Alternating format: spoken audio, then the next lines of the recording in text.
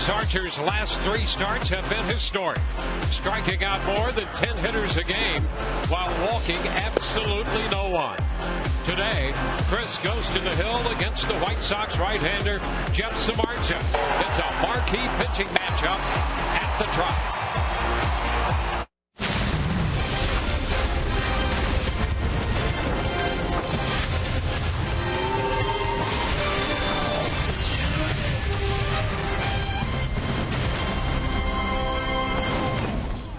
Last night, the Rays were 7-5 winners in the opening game of this series at Tropicana Field, and with that victory moved to within 1 game of the lead in the American League East. Tonight, it will be Chris Archer on the hill in Game 2, the Rays versus the White Sox.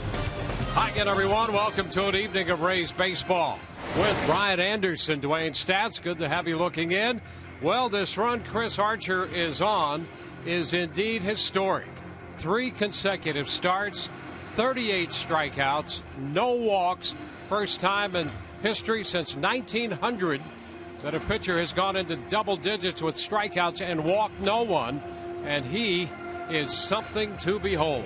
And I don't know the last time that we've seen a starting pitcher go out there with the kind of confidence that Chris Archer has right now. And you can just see that in his pitch selection. He's so unpredictable with just 2 pitchers. He'll sprinkle the changeup in here or there, but primarily it's been the fastball and the slider. To do that, they have to be elite pitches. They are. And also, you've got to be unpredictable with them. He is putting up those numbers right there. 23 innings. He's given up just 14 hits, 1 earned run, and guess what? He has done it on just over 13 and a half pitches per inning. You cannot be much better than 22 has been. Since first surfacing with the Rays, he has said he wants to be elite. That is exactly what he has been the last 3 times out.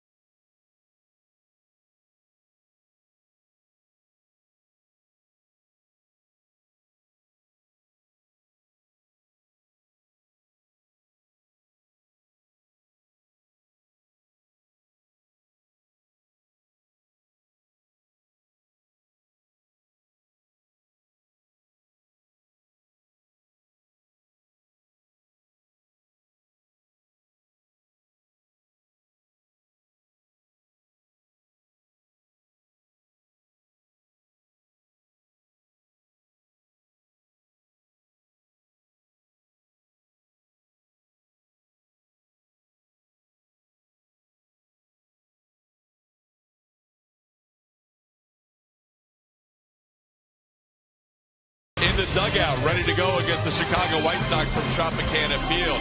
The All-Star Game is 1 month from tomorrow in Cincinnati, Ohio.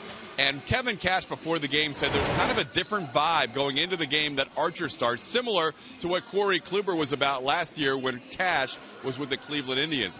And for Archer, he has been outstanding. He's put himself in the running to be the all-star starter in the American League. Now, Felix Hernandez has had a couple of rocky outings in the last 4 starts. So that puts Chris Archer, Sonny Gray, Dallas Keuchel at the head of your list. All those numbers are very similar. Archer has the lead in strikeouts amongst those 3. When we asked Chris about the possibility of pitching in his first All-Star game, he said that's not really first and foremost on his mind right now. I don't really think about things that I can't control. And it's so far off. There's a lot that can happen between now and then. But, you know, when it comes to that, it's really up to the players, the fans, the manager. So, I mean, all I can do is focus on each pitch when I'm out there, and everything else kind of falls into place accordingly. Things have been falling into place as well as at any point of his career. Archer trying to build on an incredible run against the White Sox, Jeff Samardzija. We'll have the first pitch with Evan Longoria and the Rays in 3 minutes and 34 seconds coming up next on Sun Sports.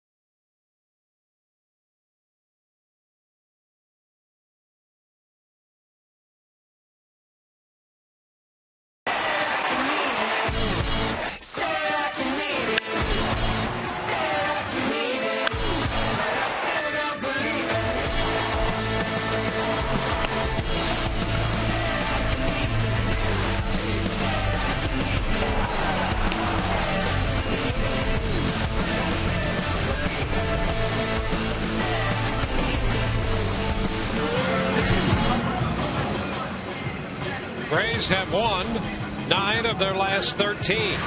And tonight they'll send the right-hander Chris Archer to the mound, looking for his 8th win of the year as he goes head-to-head against the Chicago White Sox. We'll take a look at the Chicago lineup presented by your Southern Ford dealers. J.B. Shuck leads it off in center field, followed by Alexi Ramirez, and then Jose Abreu, who is the DH, with Adam LaRoche at first base hitting cleanup. Avisail Garcia is in right field, batting in front of Melky Cabrera, who plays left. Gordon Beckham in there at third base tonight. The second baseman, Carlos Sanchez, and Giovanni Soto will do the catching, and he'll hit ninth for Chicago. Well, you see the season numbers on Chris Archer, that 1.84 earned run average, good enough for second in the American League. Same with the opponent's average at 196. Those numbers, they pretty much speak for themselves. He has been dominant. Archer set to go to work, and the first pitch of this game is a called strike. First pitch presented by Pitch-A-Penny. Archer opening the game with a fastball to Shuck.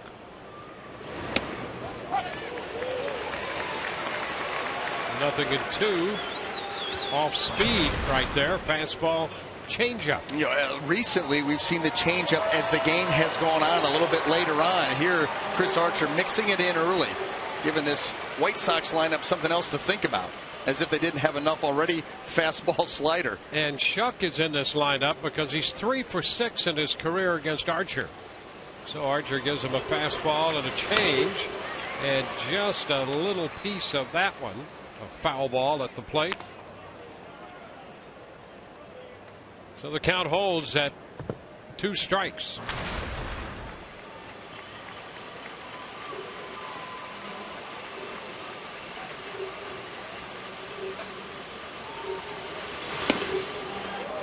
Pitch away, fastball, and that one at 96.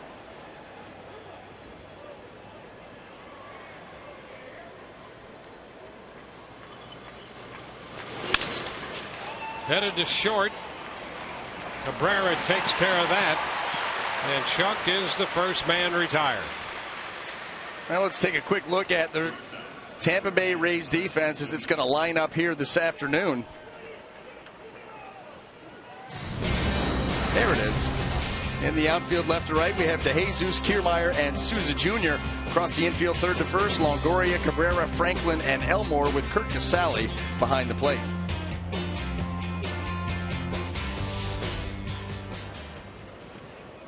It's Alexei Ramirez.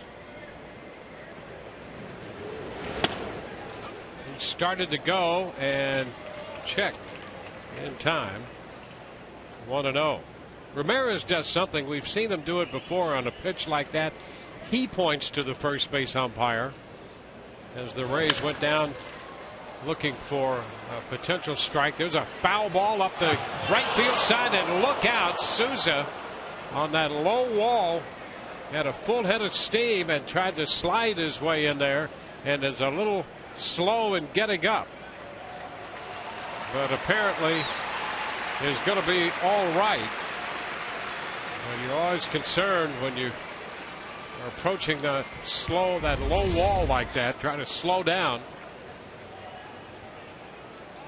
And that left knee right into the low board.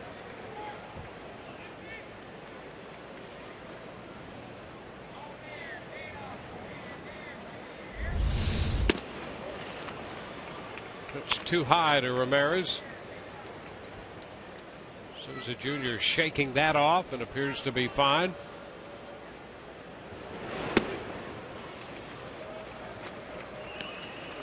The count is 3 balls and a strike, a slider. And Ramirez declined to chase. And a base hit into center field on a 94-mile-per-hour fastball.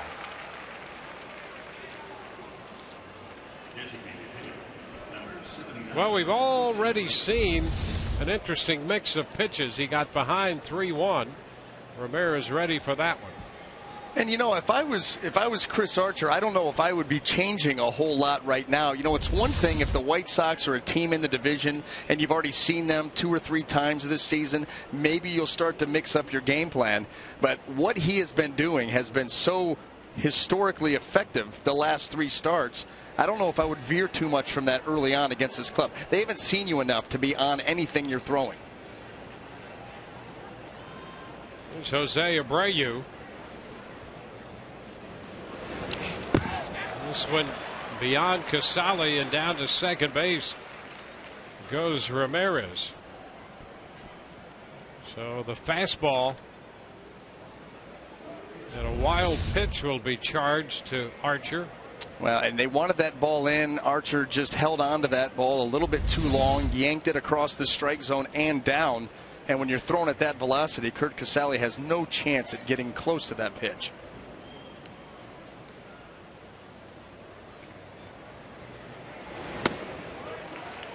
Abreu after the slider, and he missed it. It's 1-1. Abreu hit a home run his last time up in last night's game, right down the right field line. His 12th home run of the year. He's homered in 3 straight games.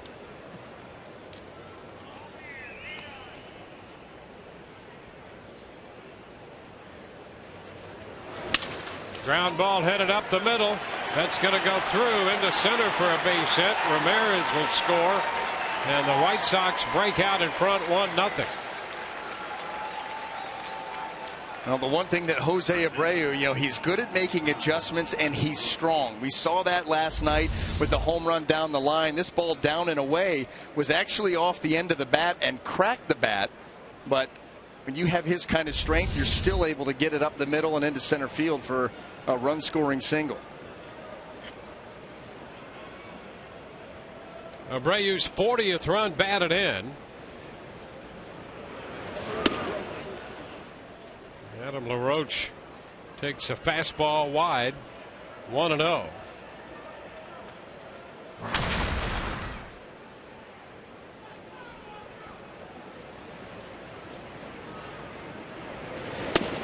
That's a strike.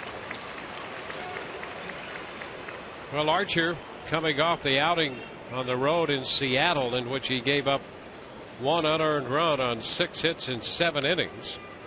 Touch for a run in the first inning tonight.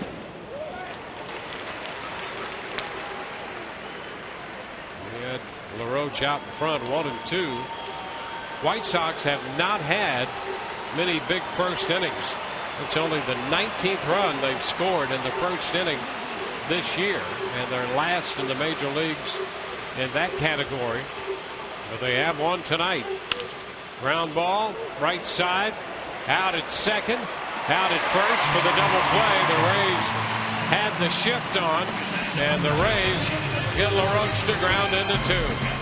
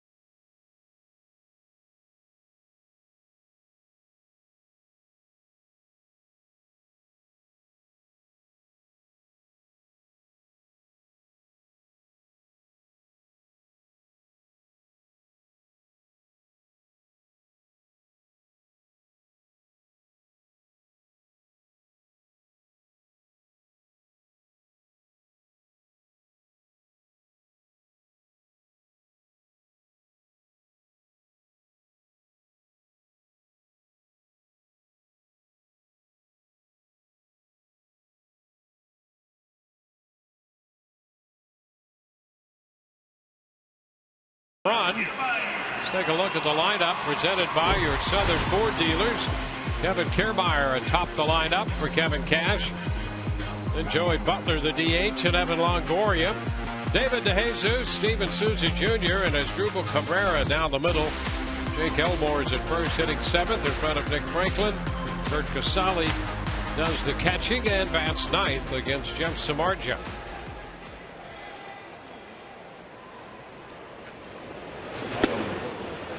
Pitch is a little wide.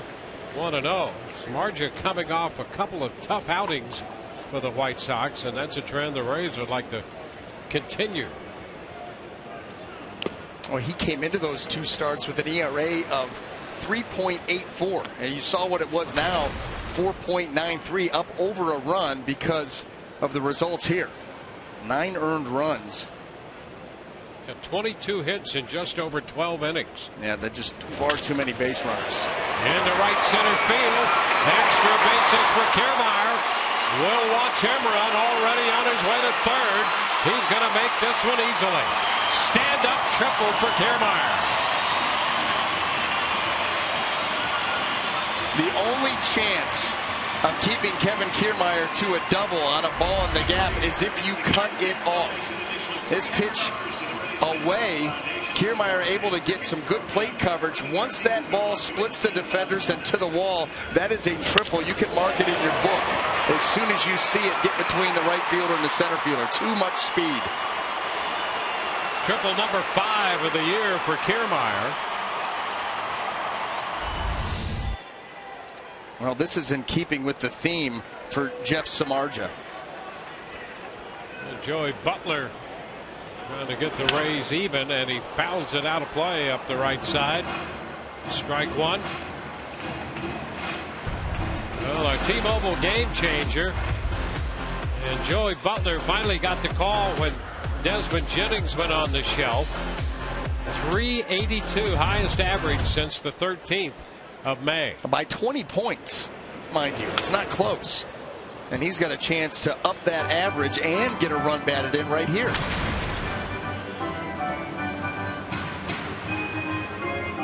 His ability to use the middle of the field into right field is what has allowed him to stay so consistent. He has not veered from his approach one iota since he's come up. And he chases the 0-2 pitch right there and is out on strikes. Well, let's take a quick look at the Chicago White Sox defense, see how it's going to line up here this afternoon behind Jeff Samardzija. Well, in the outfield, left to right, we've got Cabrera, Shuck, and Garcia across the infield, third to first. Beckham, Ramirez, Sanchez, and LaRoche with Giovanni Soto behind the plate. Evan Longoria inside. Not a lot of at-bats in the Rays lineup against Samardzija. Longoria's 1 for 3 with a home run off him, and Kiermaier came in 1 for 3. He's now 2 for 4, and both those hits are triples.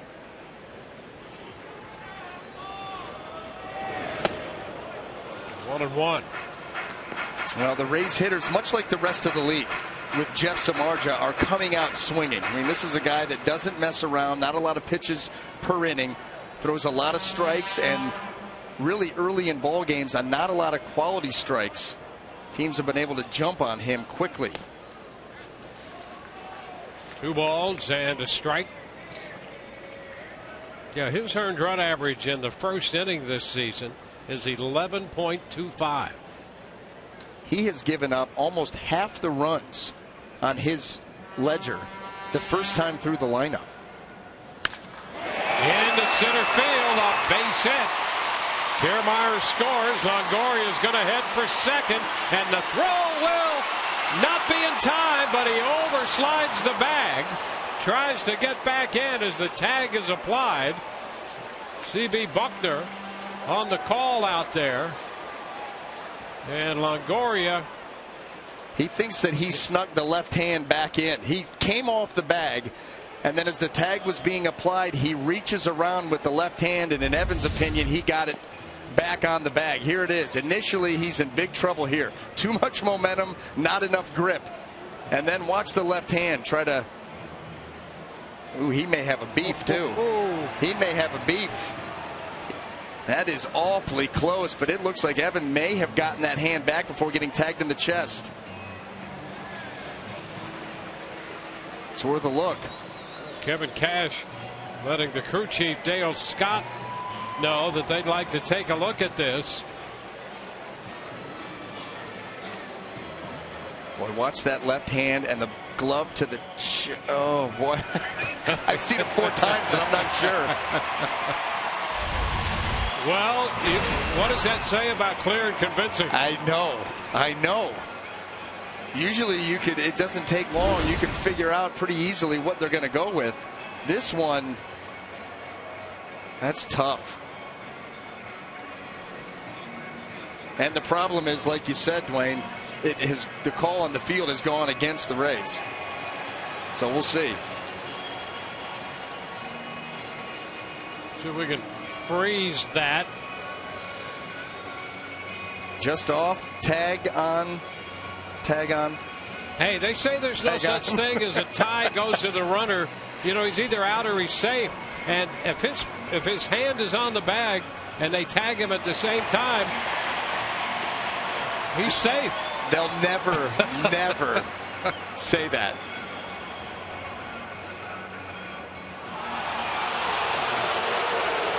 And so there you see the outcome of that. The Rays get the tying run home and lose Longoria at second.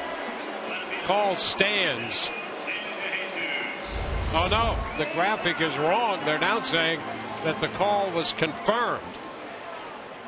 I'll stick with stands. I'll see you stands. I'm not going to rate you confirmed.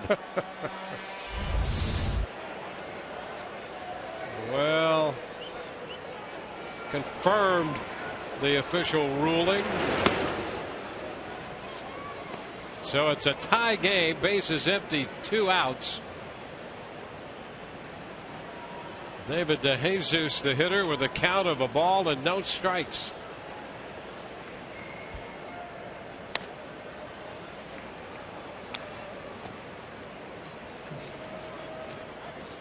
Two and 0 the count.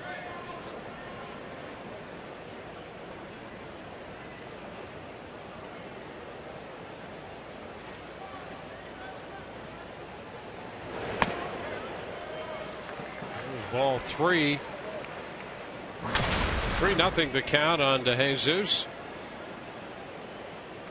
Kiermaier tripled. He scored on what turned out to be a single for Longoria, who was put out at second, 8-4. And DeJesus draws the walk. So the Rays have put 3 of the first 4 hitters on. They've scored 1. 2 outs now in the inning, with DeJesus now at first for Steven Souza Jr.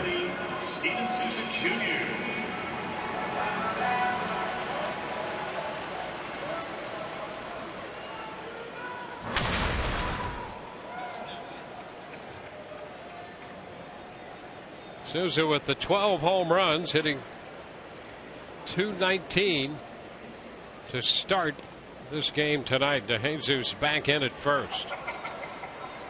Well, Dwayne, this is what we've been saying with Samardzij's early in the ball game struggles. Ray's very well aware of that. You've got a guy out there right now throwing 90, 91, 92 at the very top, but out over the plate. Even that pitch right there, a breaking ball, but it was a hanger. And so teams are jumping on him early, swinging early, success early. David DeJesus at first. That's his career walk number 500. He's been sitting on 99 career home runs for a while, so maybe he can take care of both those tonight.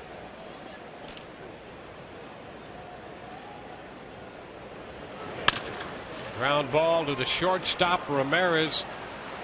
That's out number 3 on the force at second. The Rays get a run. We're tied at the end of an inning, 1-1.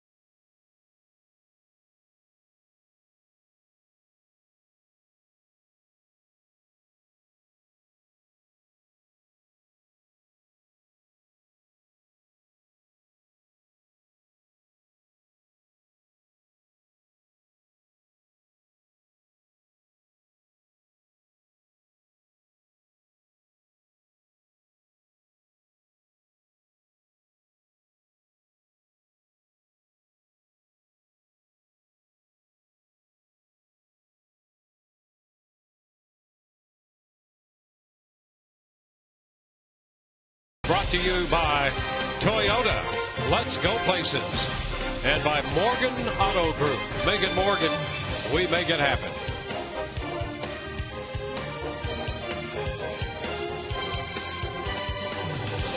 Back to the mound goes Chris Archer.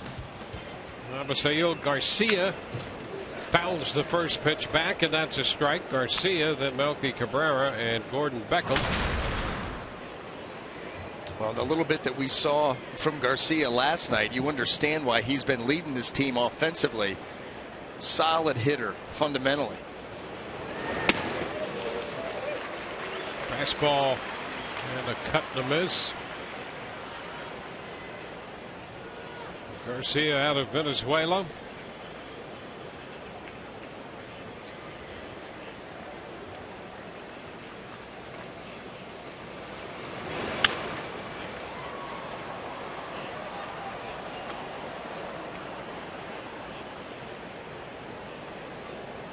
Archer gave up a couple hits and a run in the first inning. Got the double play ball from Adam LaRoche out of the shift. The double play started by the shortstop Cabrera. There's a cut and a miss on the slider. That's strikeout number 1 tonight for Chris Archer. Chris Archer is able to get ahead of you. You are at his mercy. The slider is such a late breaking pitch that you're already committed before that pitch starts its break, and it's sudden and it's downward. It's 109 strikeouts for him on the year. 76 of those on the slider. Why not? First pitch strike to Melky Cabrera. Well, there's the average velocity of the slider and the percentage of use, and high pop foul. That's going to be caught. Longoria takes care of Cabrera. You know what's interesting about this, Dwayne, and you know we've noticed that Chris Archer has taken that slider to another level in the sense that he'll throw it in any count. I mean, behind in the count, we've seen him do a 3-1, 3-2, 2-0 sliders. Looking back over his slider usage last year, when he was behind in the count, he threw that slider about 25% of the time. This year, behind in the count, he's at 46% sliders. And behind in the count last year with the fastball, he was over 70%, a little more predictable. Behind in the count this year, 50% with the heater. It's truly a coin flip. Yeah, for hitters, good luck. Chopped down to third now. Longoria handles that. And it's a quick 1-2-3 second.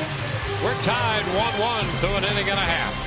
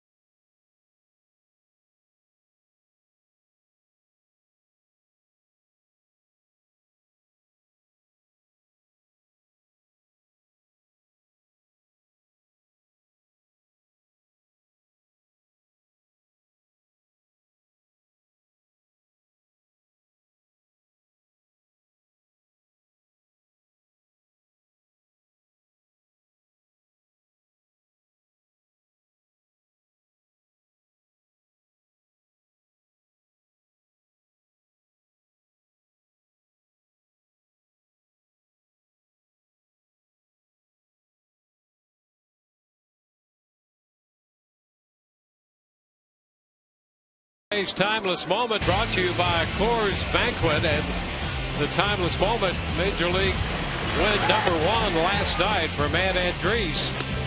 Just back up for the 3rd time, and he picks up the victory over the White Sox last night. As Jubal Cabrera sends a fly ball to center.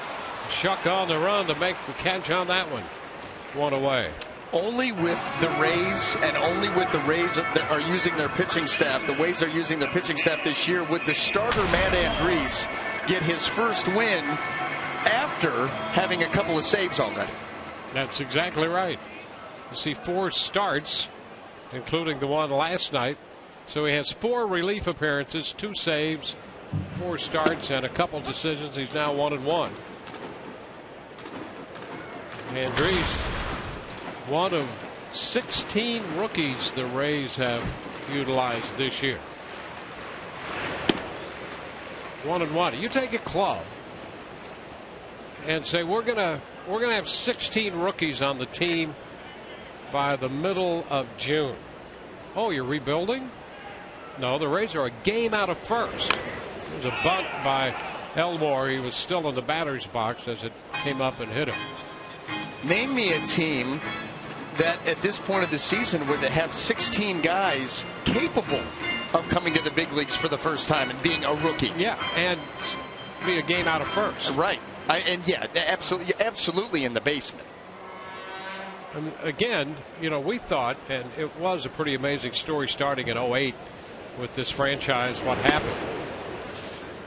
And this year, in a different environment, is as amazing to this point as I think they were during the stretch of, 6 years, 4 postseasons, to the World Series. Pretty amazing. And you still look at the prospects for this team as far as long-term. Can this team, is this an anomaly, a game out? And you really feel like they can and will find a way to win this division. Well, and you expect to get all the guys who've been sidelined, you expect all of them back at some point. 2 outs. Here's Nick Franklin. Even if you just get most of them back. And then you start to think about the organizational depth at that point. My goodness. Well, you're going to get a couple pretty good pitchers back, for sure, this year. And then you look ahead toward the future and you try to get a complete return to active duty. Well, Franklin is out. Sanchez to LaRoche in a 1-2-3 second. Moves us into the 3rd.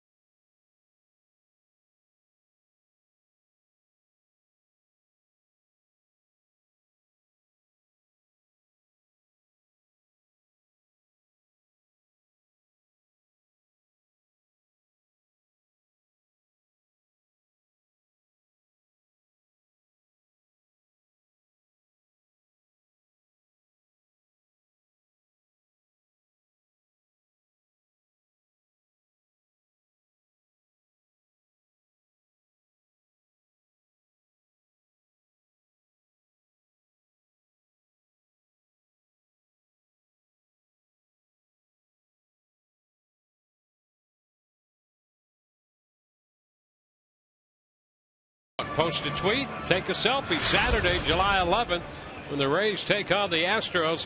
Purchase a social media night special ticket package and receive a Rays selfie stick. For tickets, visit RaysBaseball.com/special events. I'm excited for the selfie stick. That's July 11th. Circle it on your calendar. Strike to Sanchez.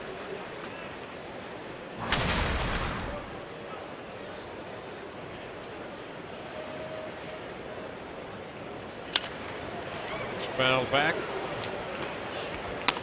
0-2 the count on Sanchez, the young second baseman. Giovanni Soto will be next, and then the top of the order, J.B. Shuck.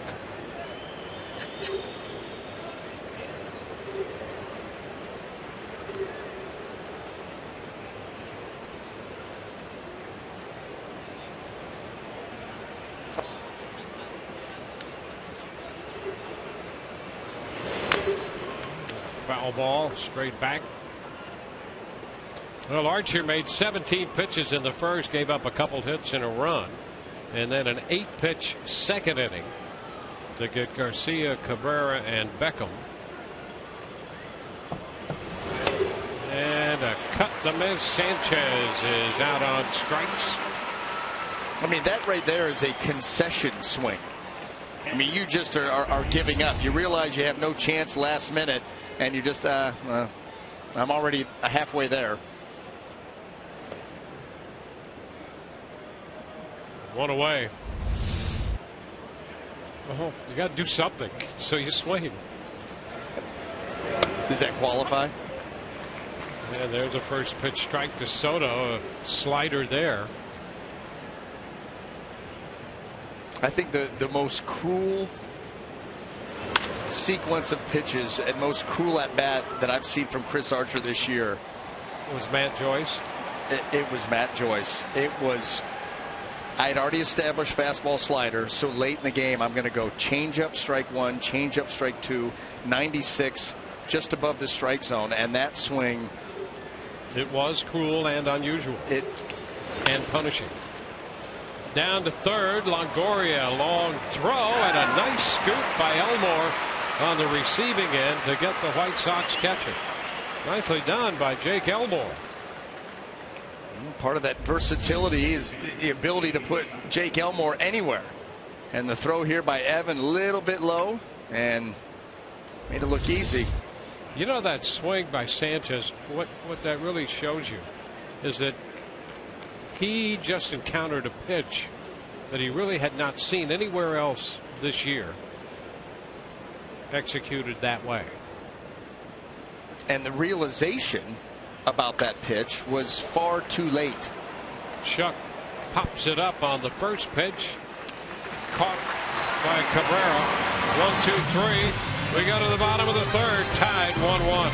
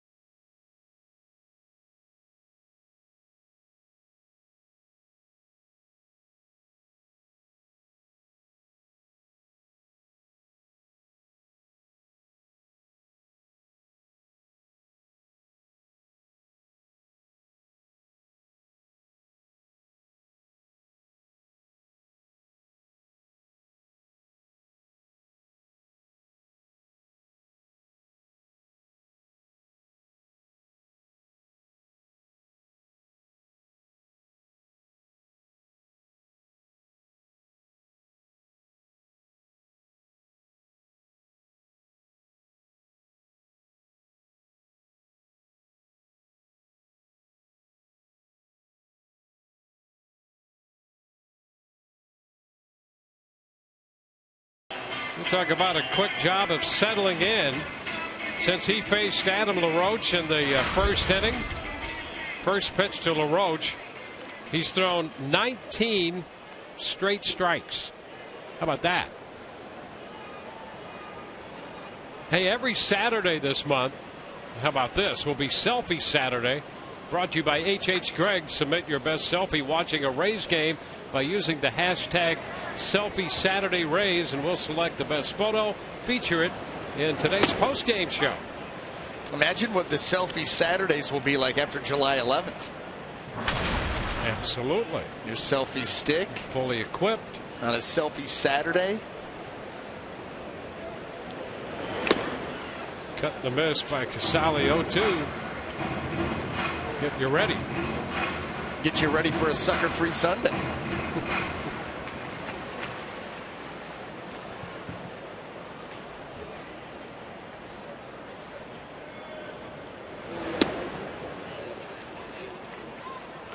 One ball, 2 strikes. Well, Kurt Casale sort of on the taxi squad around yesterday and then activated today when Mikey Montook was optioned to AAA Durham to create a spot for Casale. Sanchez at second handles that. 1 out in the 3rd inning for the Rays. Well, Archer, getting back to that stretch of strikes he has, 19 consecutive strikes since then. That is pretty incredible. That's making short work of some people, I'll tell you that much. Now, the last couple of innings, he's gotten back into hit the aggressive mindset, pounding the zone, not trying to trick anybody. Kevin Kiermaier takes a strike. Kiermaier with that triple in the 1st inning that led to the Rays tying this game. 5 triples, and he is tied for the major league lead in triples with 5. Paulo Orlando with Kansas City. He's out of Brazil. And Rajah Davis of the Tigers each have 5 triples.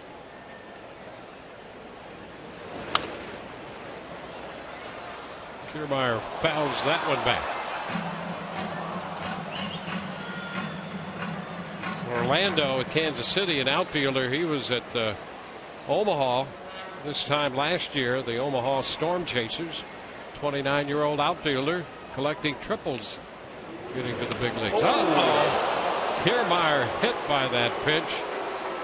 An 0-2 pitch. And Kiermaier heads to first. Well, Samardzija just yanks this fastball in, way in. That's interesting, too, because Samardzija, pretty good command guy, throws a lot of strikes, and that one clearly right in the hamstring.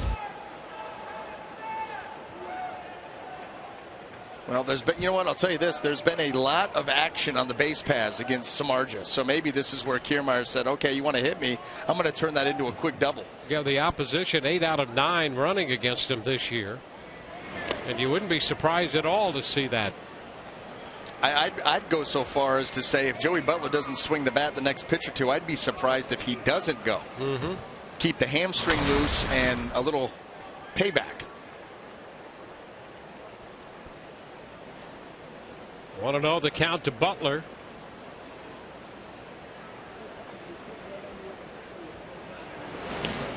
Kiermaier back in. He might have increased the lead a little bit right there.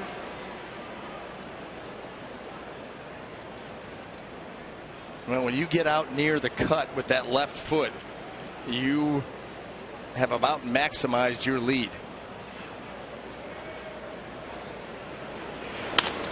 Up the right side, foul.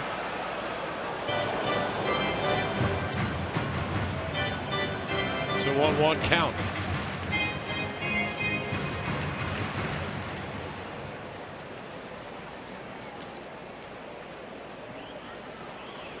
Butler 9 hits in his last 5 games coming into this one.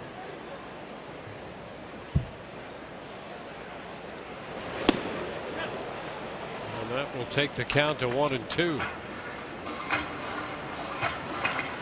Which really tied him up in.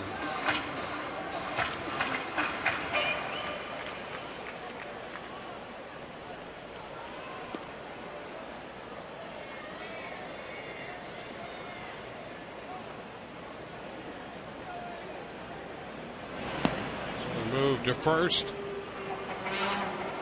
Rays facing the 30-year-old right-hander, Jeff Samardzija.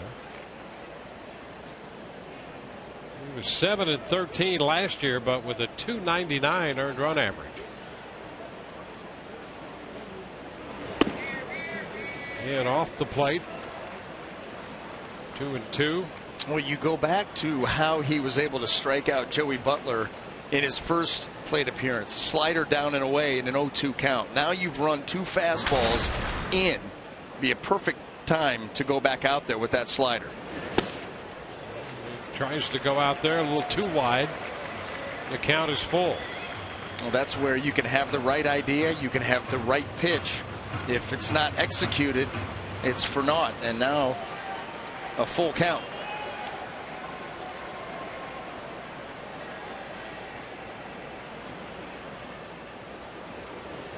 There goes Kiermaier, and the pitch skied to center. Shuck going back after. It's going to be over his head. That's going to bounce into the seats. A 2-base hit for Butler. And Kiermaier stops at third. You know, Longoria is asking an interesting question here. And Kevin Cash is going to bring that to the fore. With Kiermaier running, he was beyond second base when the ball bounds into the stands. And just a passing thought there about placement, but it's a ground rule double. And Kiermaier placed at third on the double.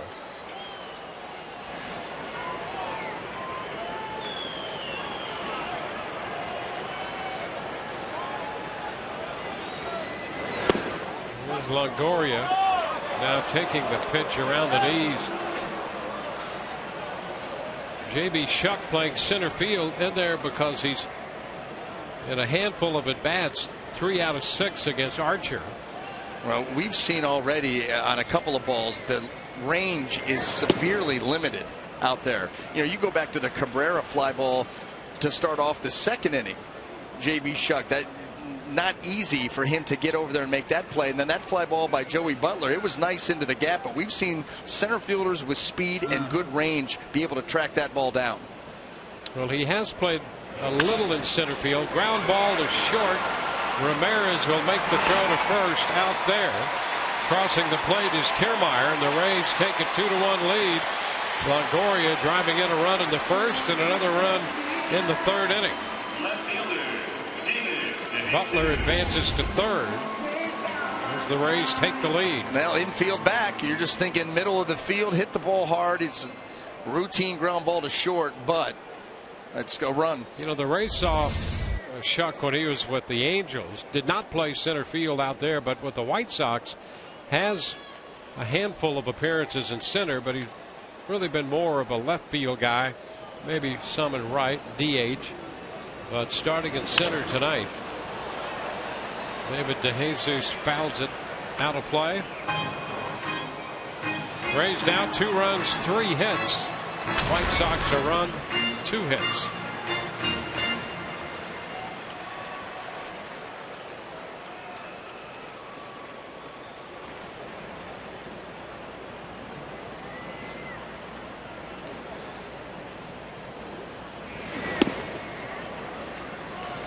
One and one.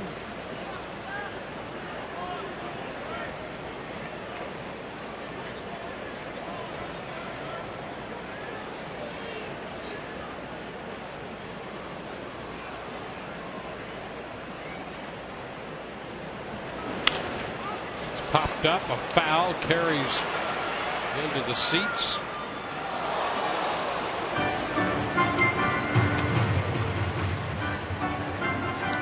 And the Blue Jays and the Red Sox have gone into extra innings tied 4-4, and the Blue Jays Scored a run in the 11th to make it 5-4.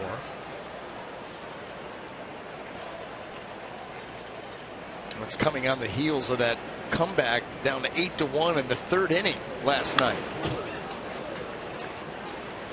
And a 9-run 7th in coming back and beating Boston in Boston. You can imagine. In that game today, the Blue Jays had a 4-0 lead, and the Red Sox eventually came back to tie it. That'd be another tough loss. And had a few. Fly ball to center. Shuck back on this one, making the catch. Rays get the go-ahead run across the plate. 2-3, 2-1 Tampa Bay.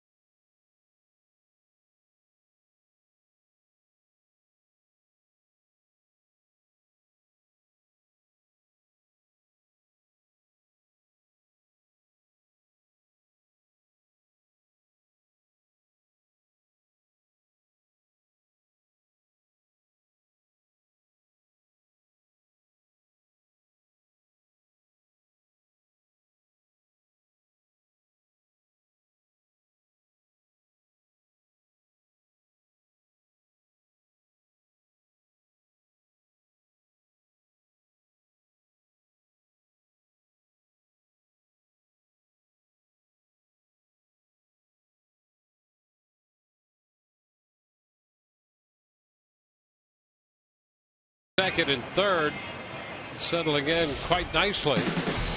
Take a look at the Toyota trend in this year, where he ranks in the American League now. Tops with strikeouts, 110. 2 of those coming tonight to move ahead of Corey Kluber. And the overall strikeout total already was averaging 11.7 strikeouts per 9 innings. That's tops. And he has 2 strikes going here on Alexei Ramirez. 21 consecutive strikes now.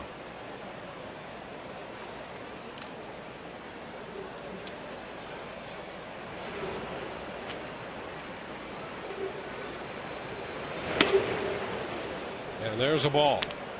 So after 21 consecutive strikes, ball 1. See, he wasn't just happy enough with no walks. He wanted to go just never throwing a ball again. How much better can I be? And I think that's something that drives him. You know, after those last 3 starts, I don't think you're going to see Chris Archer take that approach that he's finally figured things out. You continually try and push and see how much better you can get. Opposite field, Souza Jr. makes the catch. That's the first down in the 4th. Now the big matchup. Jose Abreu. Abreu came into this game 3-6 with the home run against Archer, and singled in a run his first time up in this game. So he's 4 of 7. And he takes a strike. We're talking about how strong Abreu is, and we saw some of that last night when he hit the home run in the game last night. 3rd home run in his last 3 games. Hit it down the right field line. Pitches up and off the plate. Letter high off the plate. That's ridiculous.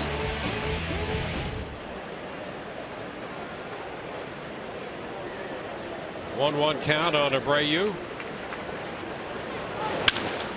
Ground ball, that's going to go through the right side for a base hit. Abreu is aboard, and we'll check in with Todd Callis. Todd?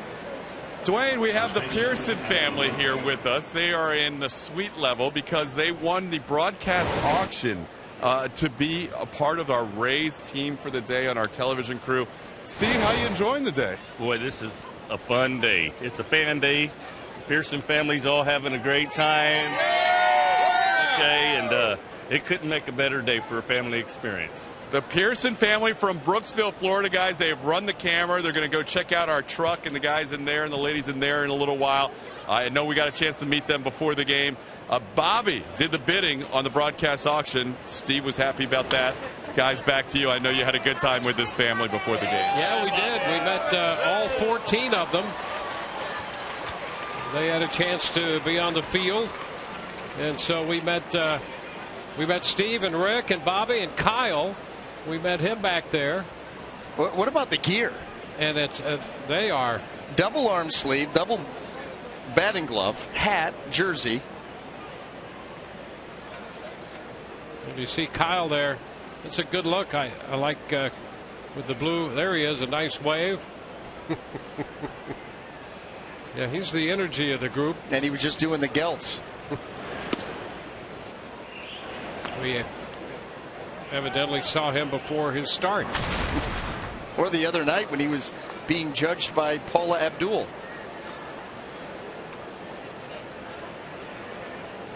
Well, what a great opportunity for Paula Abdul to spend some time with Steve Geltz. Hey, he got a kiss on the cheek out of it. You can't beat that. 1-2 here on LaRoche. 1 on, 1 out. We're in the 4th.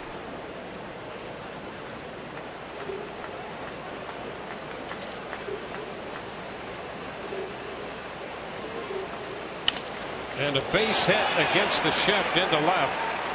Open that way. Abreu goes to second. And LaRoche is aboard. Picking up the 4th hit allowed by Archer. LaRoche has been swinging the bat pretty well anyway, and he had a wide open space there on the left side. LaRoche over the last couple of weeks plus hitting well over 300.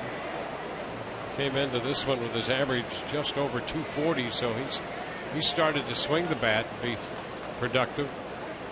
Now Garcia, and another good bat in the middle of this White Sox lineup.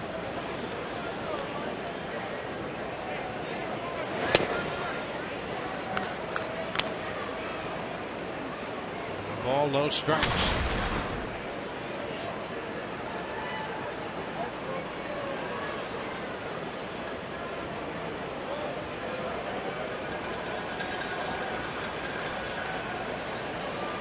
Garcia came into the game hitting .296. A little tap to short. They get the force at second. No chance for any more. Abreu advances to third. LaRoche is forced at second. You know, there are a lot of middle infielders moving in on a ball like that may not trust themselves and just take that out over at first base. But Cabrera, a veteran, he knows who's running.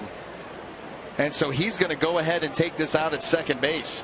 They may just come in, field this slow roller, and take that out at first, but he'll flip it back to Franklin and get the lead runner. Smart play, understanding who's on the base paths. Yeah, and there's so much to be said for that awareness. Some guys have no clue about that. Just situational awareness, where you are, who's involved, and what they're capable of. Line drive base hit for Cabrera. That's going to get Jose Abreu home. Throw back to second. Backed up by Elmore. So Cabrera drives in a run, and now the game is tied again. It's 2-2. Well, changeup down and off the plate, and Melky Cabrera able to reach out there and poke that ball into center field.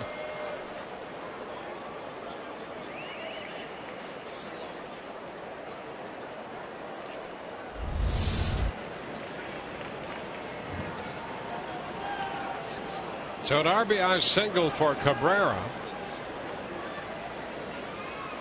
There, Gordon Beckham. Pitch outside. It's 1-0. Beckham came into this game nothing of his last 18.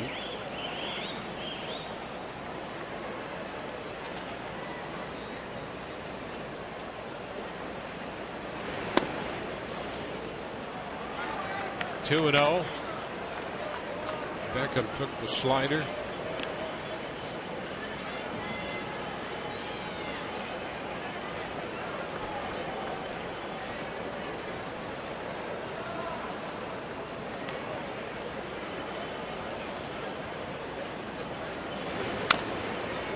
Tapper foul.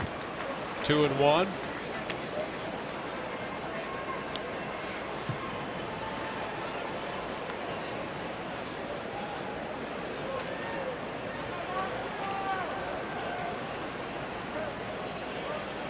Two runs, 5 hits given up by Archer.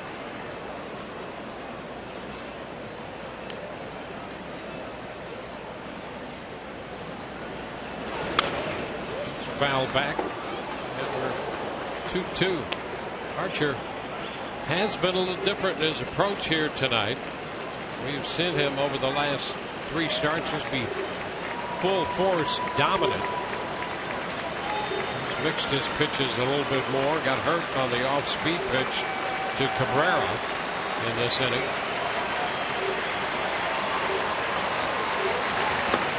And that is strike 3. Beckham out on the slider at 90. Tie game 2-2.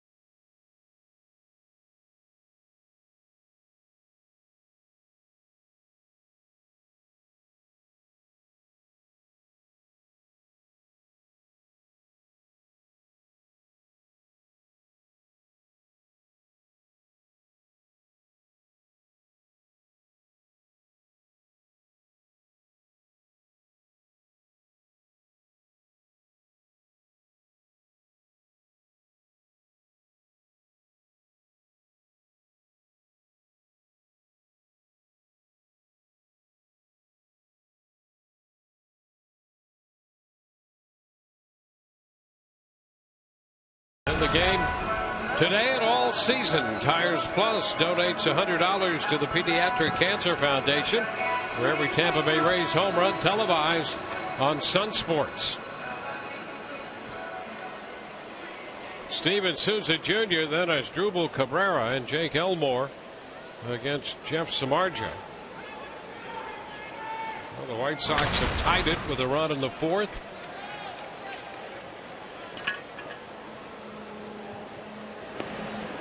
Blue Jays beat the Red Sox 5-4 in 11 innings.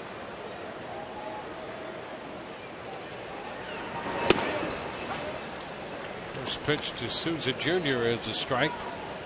So the Blue Jays have won 10 straight, and the Red Sox have lost 5 straight.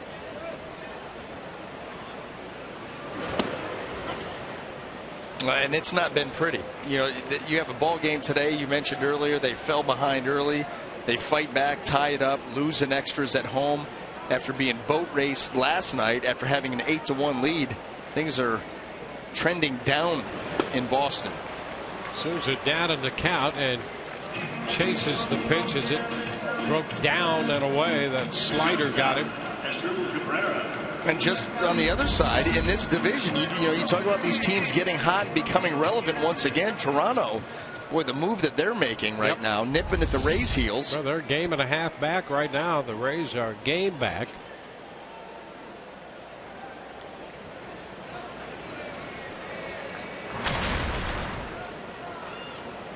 It's Asdrubal Cabrera.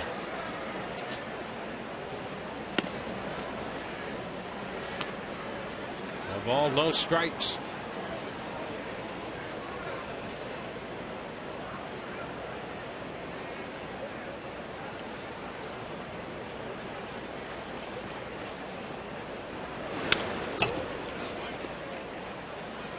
One and one.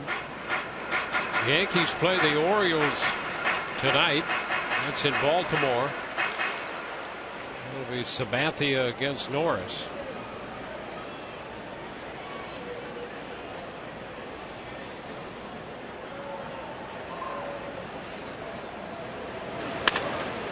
Shot into right field, sending Garcia back to the track, but he has a few steps left before he hits the wall. It's the second out, 2 up, 2 down in the fourth. Today we raise up for autism at Autism Speaks. Autism Speaks supports families by creating awareness in the community and providing new opportunities for kids like Austin and his brothers, who are all on the autism spectrum. This spring the Rays hosted over 9,000 participants at Walk Now for Autism Speaks and raised $265,000 for autism awareness and research. How do you raise up? One strike on Elmore. Jake goes after this one, sends a fly ball to left. Cabrera has plenty of room, makes the catch, and it's a 1-2-3 inning. On to inning 5, tied 2-2.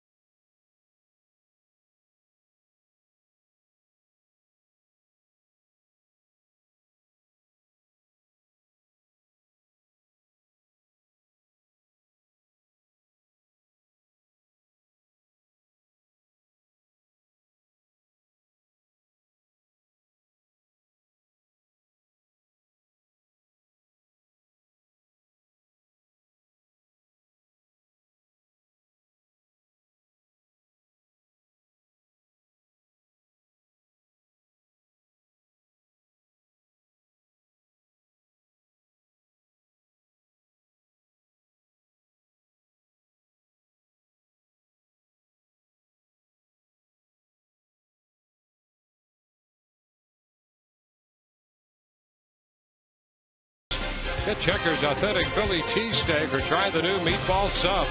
Pick yours, 2 for $5. By Geico, 15 minutes could save you 15% or more on car insurance. And by H.H. Gregg, top brands, low prices, fast delivery. Gregg's got it.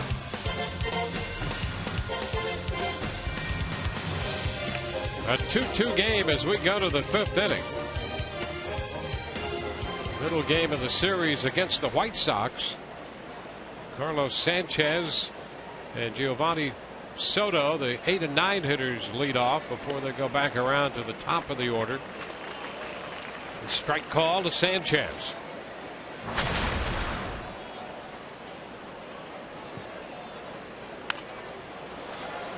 Sanchez down 0-2.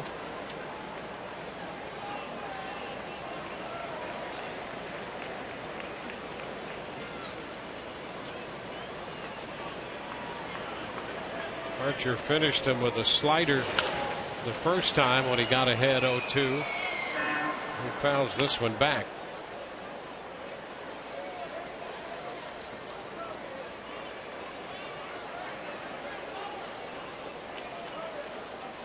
Sanchez, 22 years old, out of Venezuela. Taps it down to first. Elmore steps on the bag, one away. The catcher, Giovanni Soto. That'll be the catcher, Giovanni Soto.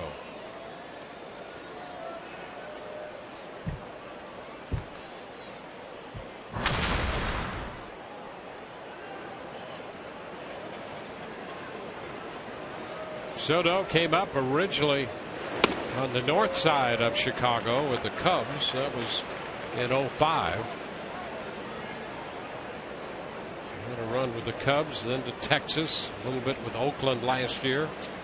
White Sox signed him in the offseason. And Archer's ahead of him. 2 strikes.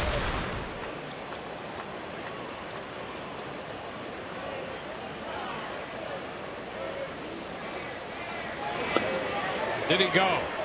He checked on the appeal, says Dan Isonia at first. Well, that's awfully close. The slider down and away. 0-2. Strong wrist. He does hold up. From framing all those pitches. So to build that wrist strength.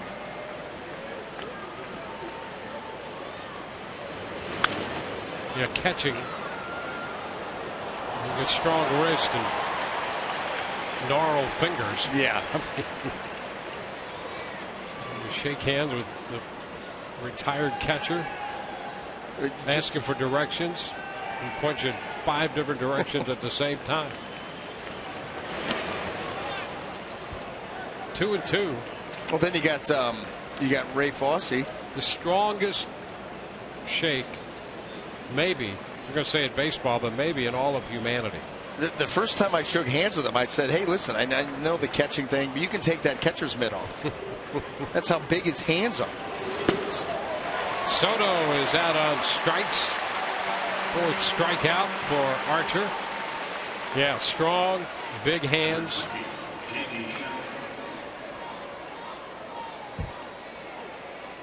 Two up, 2 down, and the top of the order, J.B. Shuck. It's grounded to short, and it's popped to short.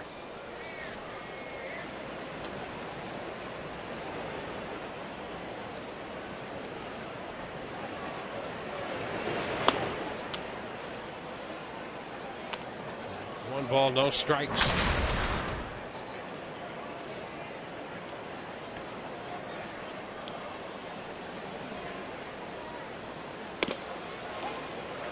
That's a strike, and the count is 1-1.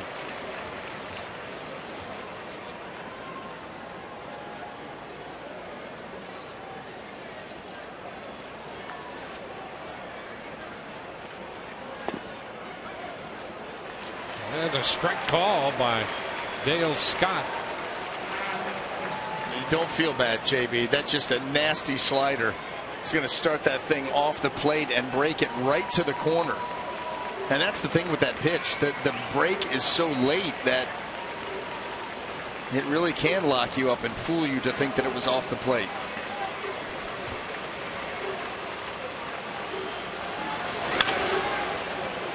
Tap to short. Cabrera up and out with the throw, and it's a 1-2-3 fifth. Through 4.5. We're tied at the Trop, 2-2.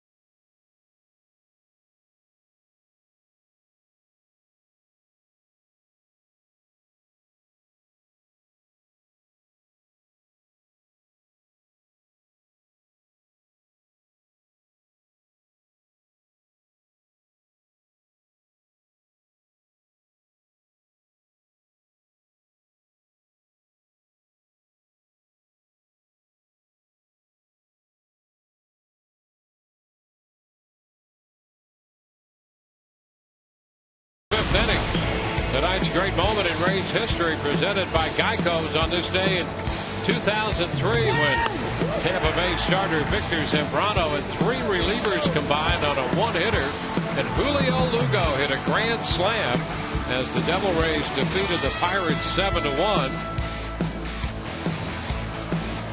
Lou Piniella's return to Tampa Bay. That was his first year back. There's Nick Franklin. Pitch is down.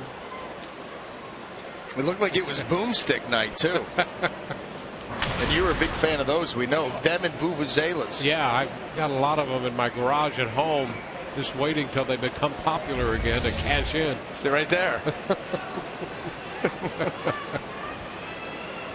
Yeah, despite that last scene that you've seen, the amazing thing about that game is that the score was 7-1. There's a hot shot foul up the right side.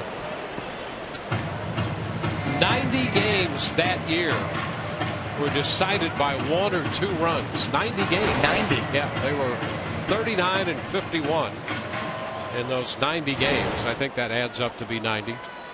And 1 or 2 run games. Wow. Wow. I mean, well over half the schedule. Well, at least you had some high leverage games to call. Yeah. Probably a lot on the line. Up the left side, that ball falls just foul, where they had Beckham and Ramirez trying to get an angle on it. Cabrera came on as an innocent bystander, and the ball was just foul. Cabrera was out there to watch the potential crash. Yeah, I mean, converging, Beckham and Ramirez end up a foot short, and the ball a foot foul.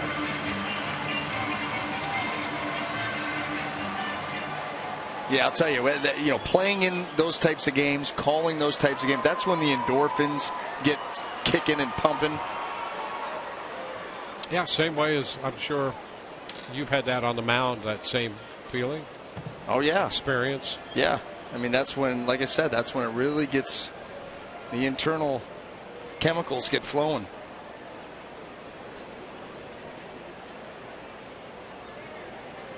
Just biology. Franklin out on strikes. Nobody's fault. It just takes over. Franklin, the 4th strikeout for Samardzija.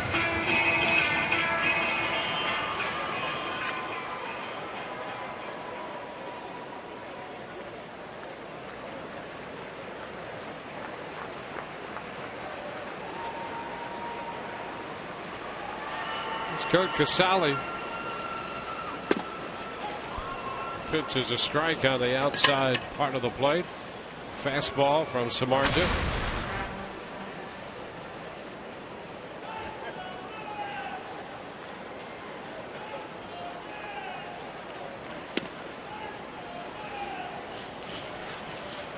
One ball, 1 strike.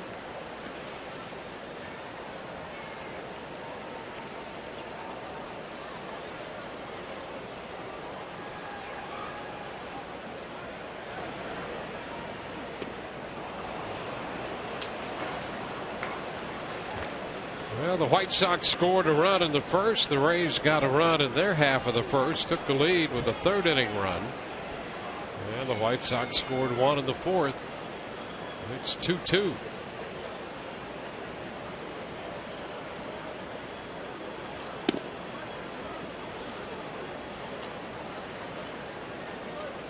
Top of the order will be next. Kevin Kiermaier on deck. He's been on twice and has scored both the runs for the Rays.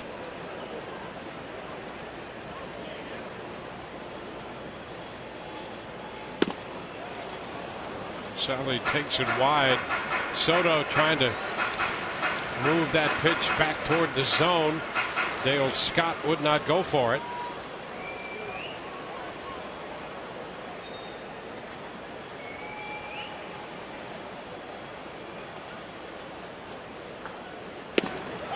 And that is a strike call on the outside part of the plate.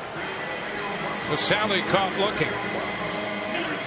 I'll tell you what, the fastball by Samardzija as this game has gone on has gotten A little bit extra on the miles per hour. You remember he started this game off. He was at 89, 90, 91. That pitch at 95, right on the outside corner.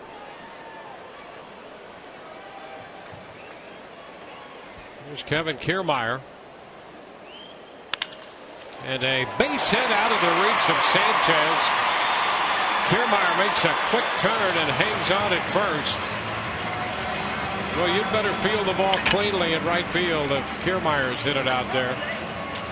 That's such an added benefit that Kiermaier brings as far as getting a base hit. Here is a split, and before it's able to finish its dive, Kiermaier gets out and around it.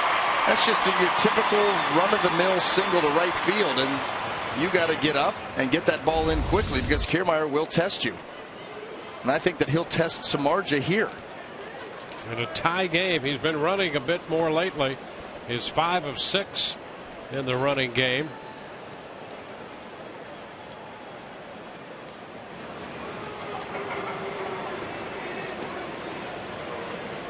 Joey Butler, the hitter.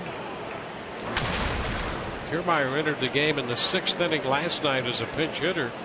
Stayed on. He went 2 for 2 and picked up a steal.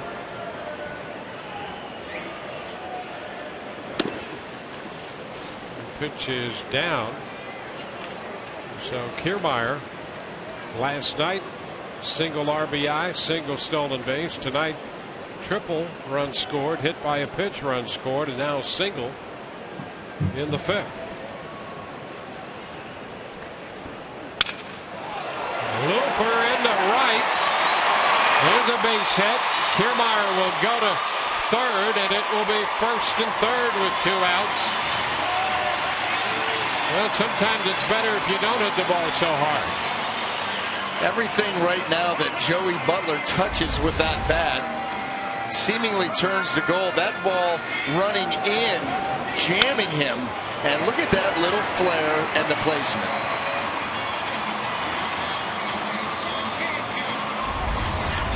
With 2 outs, 2 men on, Don Cooper, the pitching coach, goes to the mound. White Sox conference on the hill before Evan Longoria hits. Evan has driven in both runs for the Rays.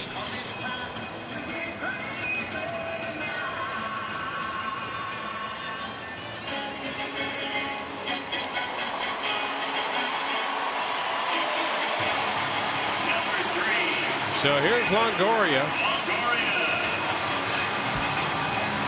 Evans singled in a run in the 1st, got a run home on a ground ball to short in the 3rd.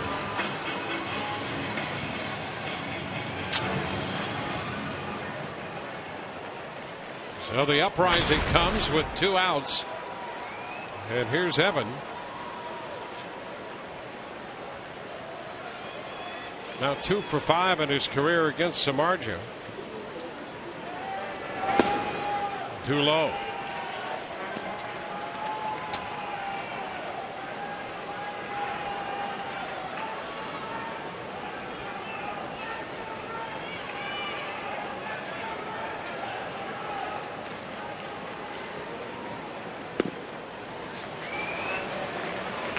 Ball, no strike count.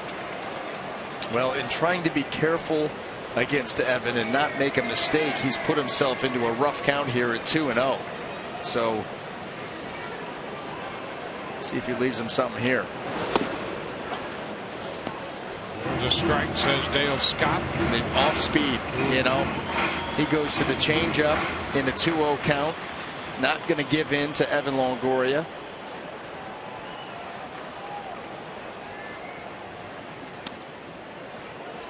And a miss, runs the count to 3-1. Fine line between being careful and getting that defensive mindset.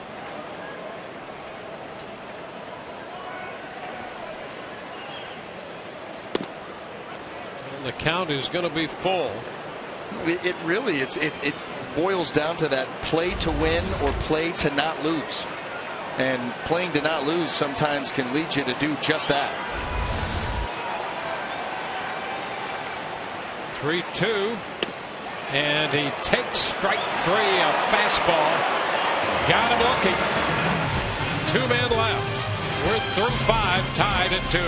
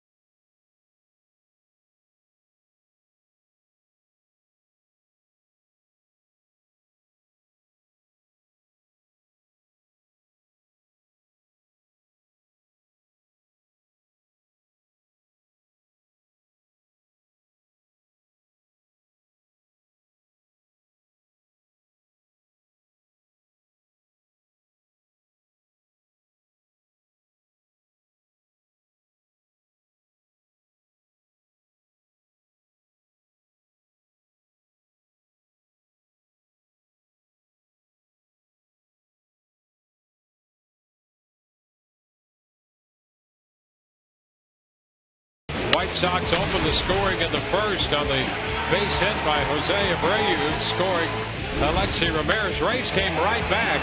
Evan Longoria's single got Kevin Kiermaier home. The Rays took the lead on a ground ball to short in the third, again scoring Kiermaier, and that made it 2-1. But Melky Cabrera's base hit on a changeup, base hit to center, scored Abreu to make it 2-2.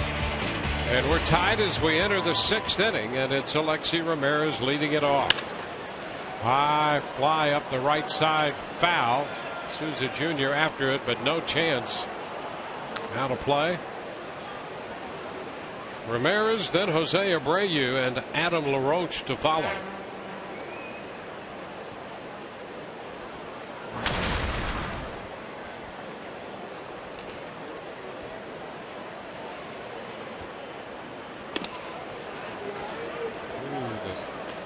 Speed pitch taken for a ball. It's 1-1.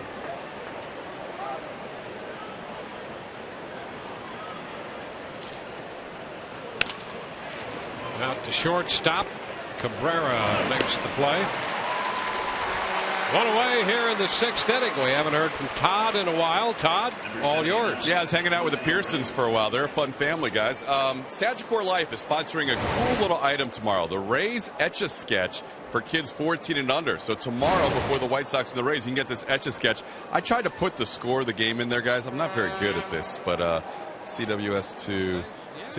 But then the cool thing is the diagonals are tough. The cool thing is if it's not very good, you just do that, and you got a clean palette. So that'll be tomorrow. Etch-a-Sketch. Go to RaysBaseball.com or 888-FAN-RAYS.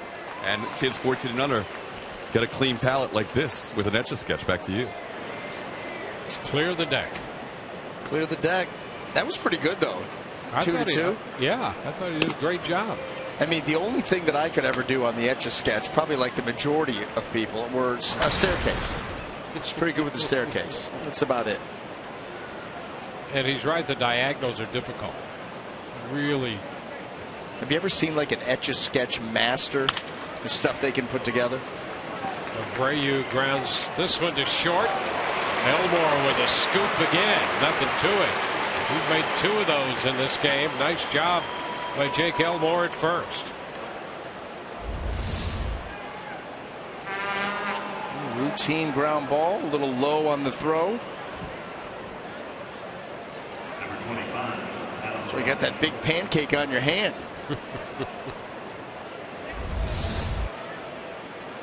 Yeah, that's an extra size serving of a pancake. Get that thing open wide. Get it close. And then scoop it up.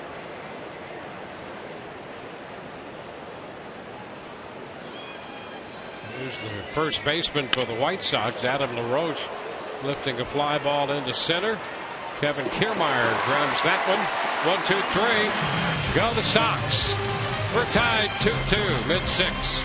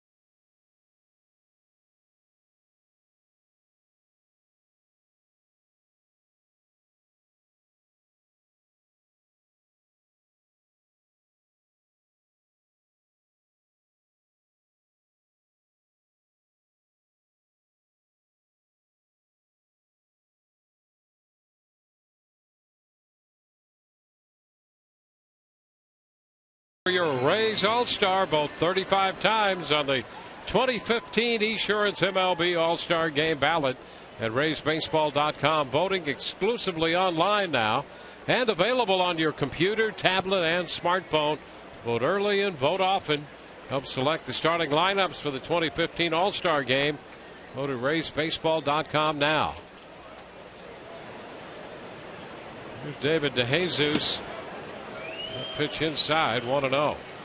We're going to have to check, BA, to see if Kansas City has its entire roster leading in the voting now. All they need is one more position player. They were up to 7. Of course, the pitchers, they're not going to be picked in that manner. So 7 of your 8 position players have been spoken for. Can they get it to 8? And can it be a complete farce at that point? They're this close to making it 1, so why not just go, run the table? They went from 5 to 7, and you got to believe there's a push out there. I know one city that they're voting 35 times plus each. Just for fun, if you could vote 35 times in anything, wouldn't you just do it? It happens.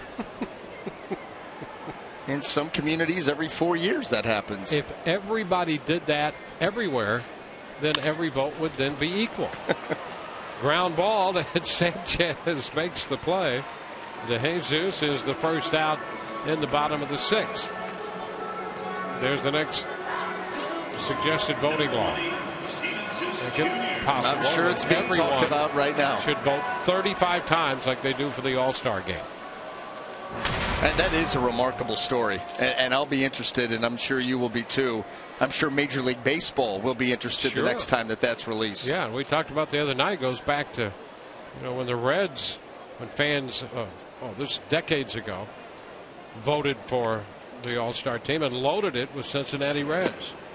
And I just find it very ironic that the year that they're going back to Cincinnati to play, the Kansas City Royals might just show up to play the National League All-Stars.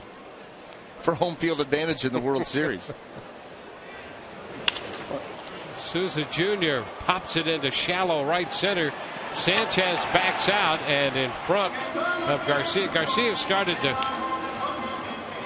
genuflect a little bit out there just in case that if Sanchez had any problem with it. Garcia was right there. But Sanchez handled it flawlessly. Yeah, that was one of those pop-ups that gets out into that territory where it really becomes the ball of the right fielder. It becomes his priority, but Sanchez got back there quickly and was pretty emphatic in calling it.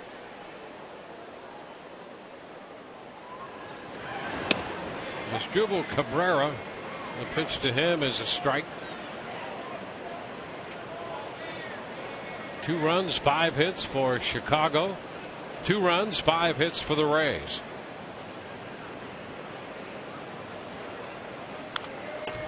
Pitch coming in on Cabrera, and he fouled it. I look at it this way. You know, the Kansas City Royals were in the World Series last year. And so, you know, what's the old adage? If you want something done right, do it yourself. Well, they're planning on getting back there this year, apparently, and want home field advantage. So they're just going to send their team to get it for them. Taking matters into their own hands. Jammed again and popped up. Sanchez at second handles that one. We're through 6, tied 2-2.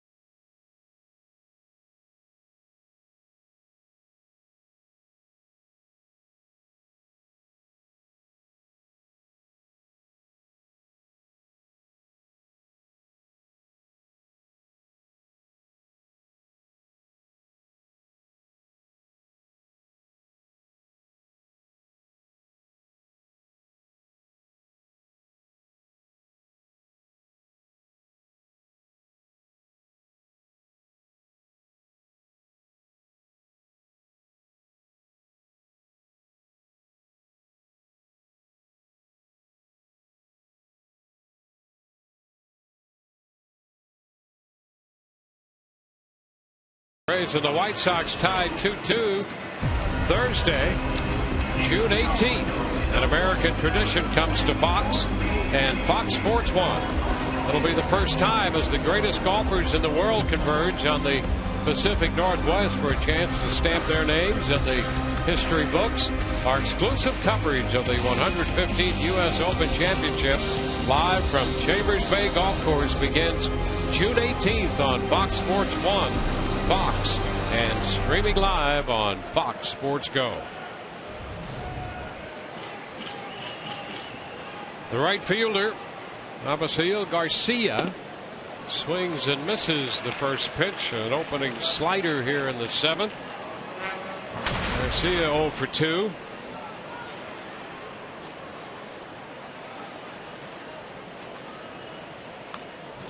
That pitch riding in on him at 95 as he fouled it.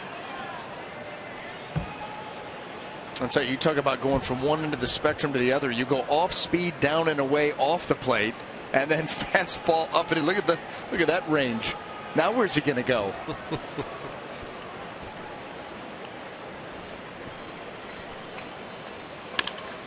Chopper to third. Longoria takes care of Garcia. One away in the top half of the 7th. And here is Melky Cabrera, who singled in the second run for the White Sox in the 4th inning that got them even.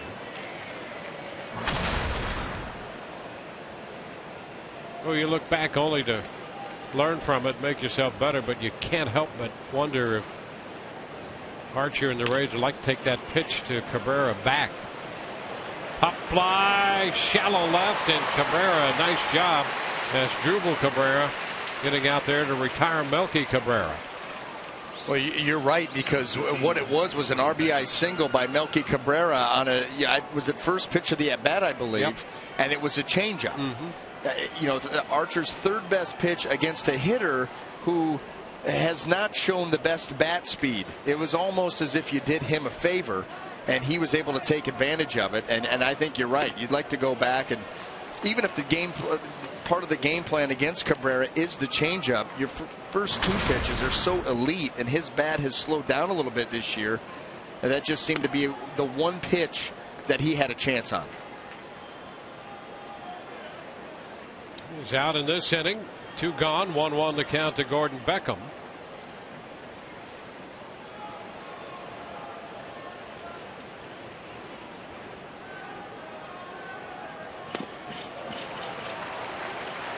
Slider runs the count to 1-2.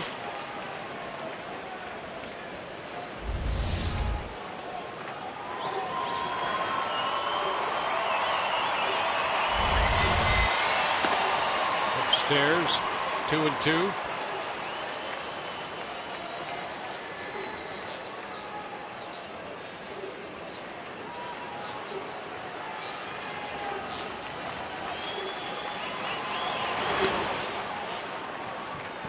Three and 2. Slider was down.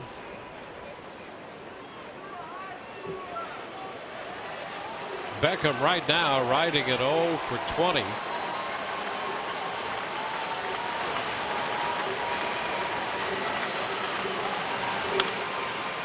Fouled away. Slider again at 90 on 3-2.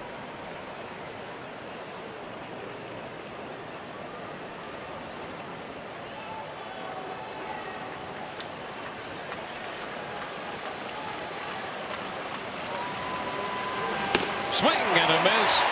He got him on the pitch. Strikes him out.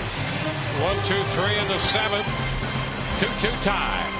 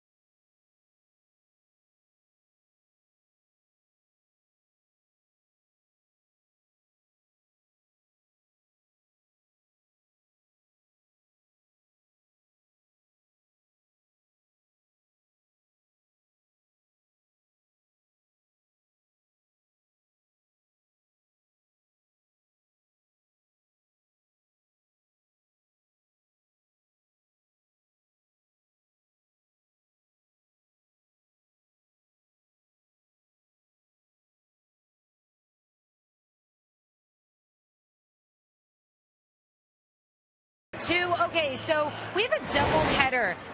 Tampa Bay, Chicago doubleheader tonight. The Rays and the White Sox acting as the appetizer, but the main entree is the Lightning and the Blackhawks tonight. And guys, it's a tied ball game, so these guys are getting kind of nervous because about 15 of them are going to the game. They've been able to support the Lightning throughout the playoffs and throughout the season with their gear. They hang a flag in the clubhouse, but 15 of them have tickets to tonight's game, so hopefully this one will wrap up and the Rays will come out on top and set the tone for the rest of the night. Well, I'm sure they'll take care of that. Elmore pops it up shallow right field, and Sanchez takes care of that. One away in the bottom of the 7th. Something special, of course, going on with the Lightning. And later tonight, be sure to tune in to Lightning Live, featuring extensive coverage of Game 5 of the Stanley Cup Final. Lightning Live airing on Sun Sports at the conclusion of tonight's Lightning Blackhawks game. By tomorrow night, Dwayne, I'm going to be exhausted. Exhausted. We've got this game. Yep. We've got the Lightning game. We got a quick rollover, a workout, some anxiety workout in the morning, our game, and then the Cavaliers tomorrow night.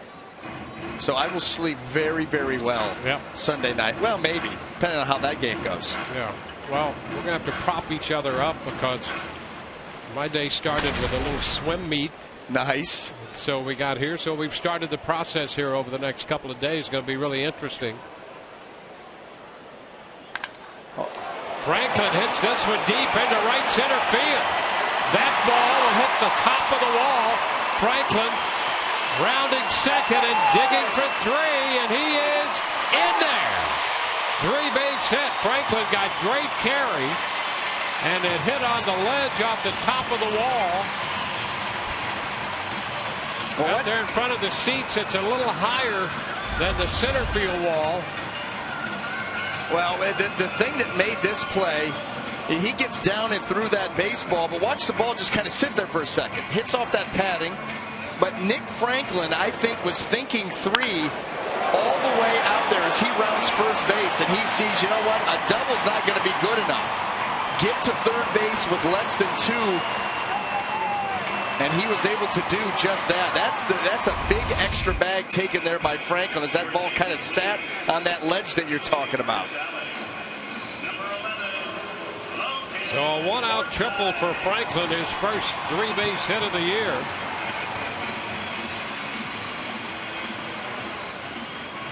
Kirk Casale's due. Logan Forsythe has been announced as the pinch hitter.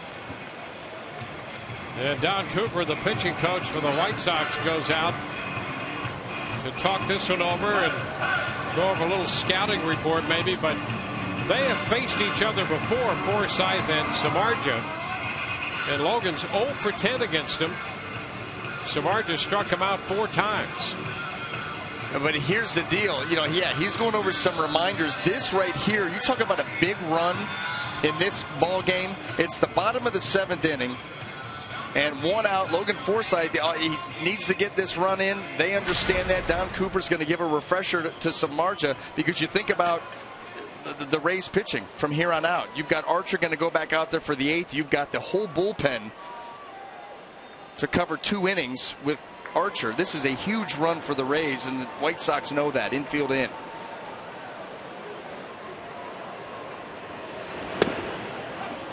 The first pitch is a strike around the knees.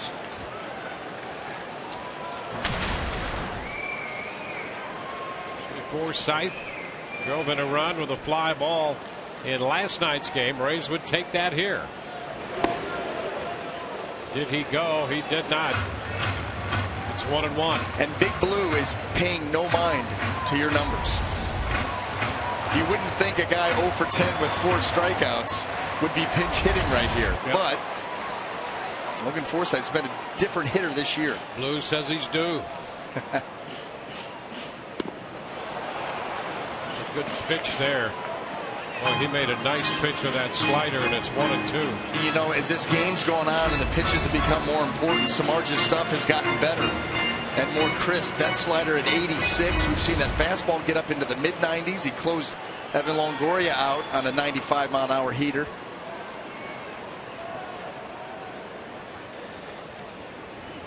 Ground ball headed to short.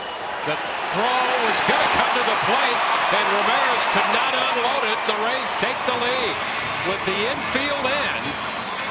Ramirez had a play at the plate. The Rays had Franklin coming down the line, and he just could not unload the throw. Had to take the play at first. They gambled, and he would have been out by a ton. But you see right there, Alexi Ramirez could not get the ball out of the glove. Jeff Samardzija got exactly what he wanted with the defense positioned properly, and that's all it took. And You just realize the hole that you're in now.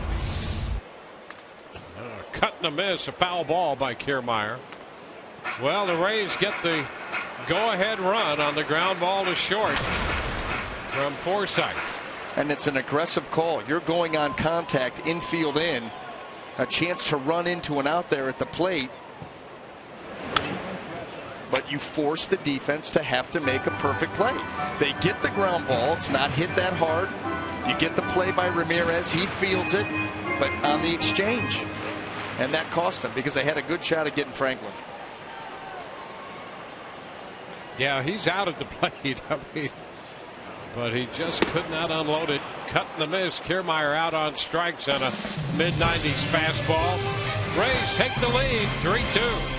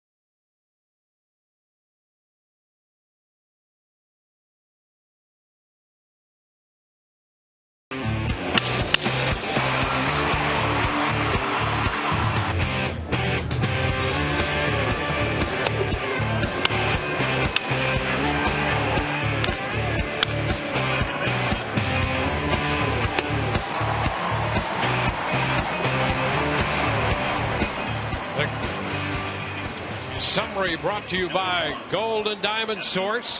3-2. Rays with a run in the bottom of the 7th inning. Triple by Franklin and Forsythe on a ground ball that Ramirez had trouble unloading from shortstop. So Franklin is playing second base today and scored the go-ahead run.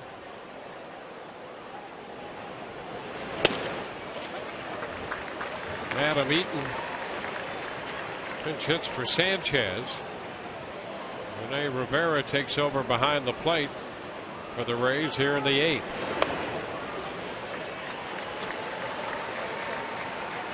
To the count.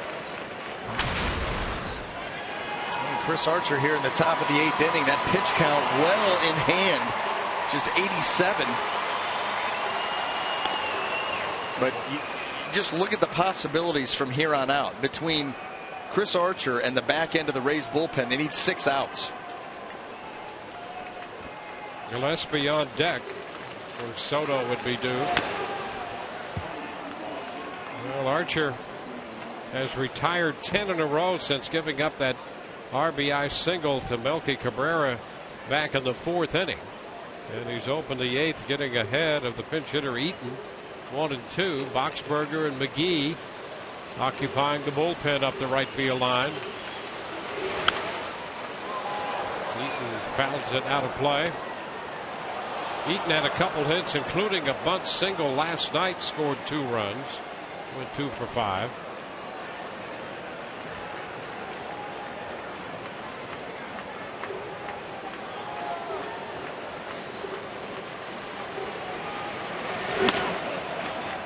Two and 2.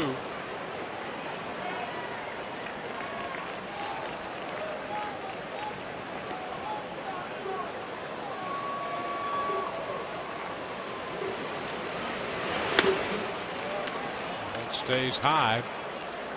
The 2-2 slider takes the count full.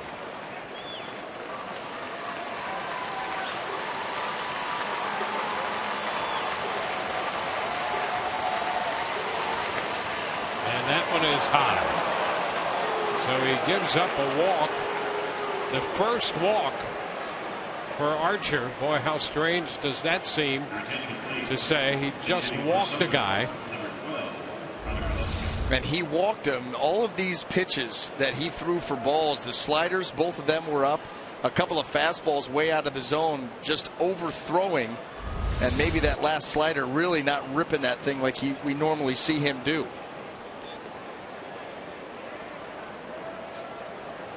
And now Kevin Cash makes the trip to the mound, and that's going to be it for Archer. He faced one man in the 8th, and we're going to have a pitching change.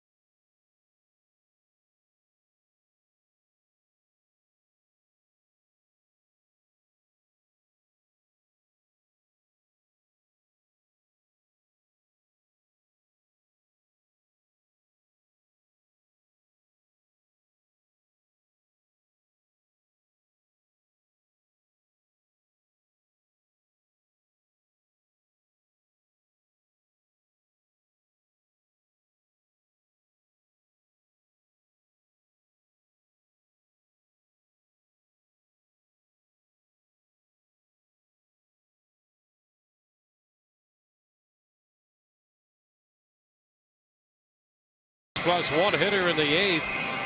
He walked the pinch hitter Eaton, the first walk he's given up since the 22nd of May. That's 107 hitters faced and 43 strikeouts in that stretch. And another solid start here by Chris Archer. And he was able to do all that work in the 7+ innings on just 92 pitches. I'm sure that he feels like there's still plenty left in the tank. But they're going to go to the bullpen, and I'll tell you, another stellar effort by the Rays' young right-handed starter. Brad Boxberger gets the call for the 26th time.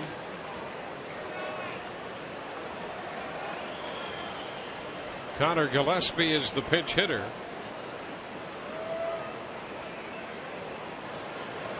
One on with nobody out.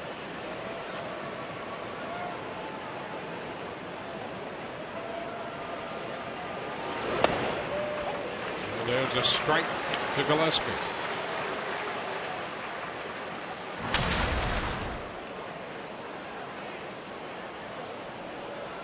Gillespie was 1 of 2 in last night's game, hitting .252 for the year.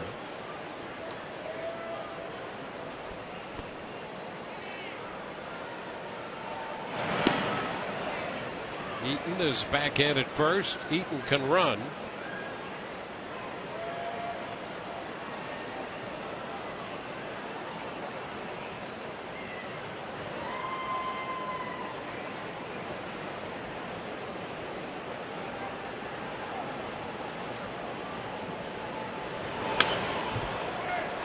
Foul ball runs the count to 0-2.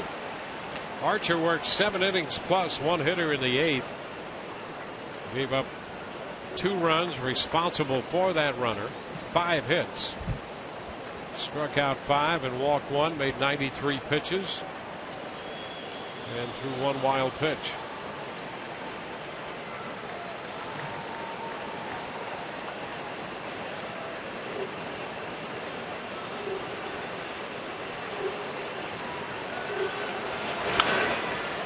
fouled back.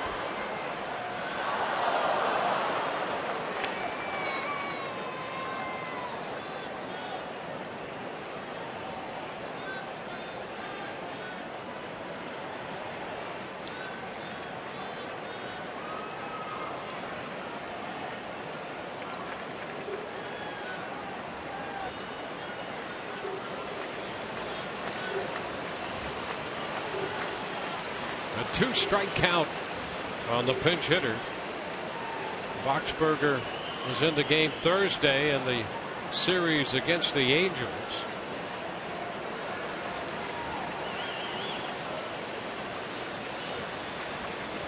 Runner goes. The pitch swung on and hit deep to right field. That one is out of here on an 0-2 pitch. Gillespie turns a fastball around, and that will give Chicago a 4-3 lead.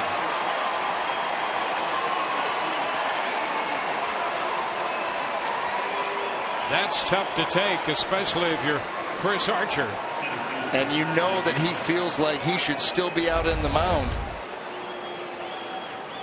0-2. And that went right into the swing of Connor Gillespie. Pulls the hands in, and you could see the reaction of the Rays dugout. They knew on contact that was not going to turn out well.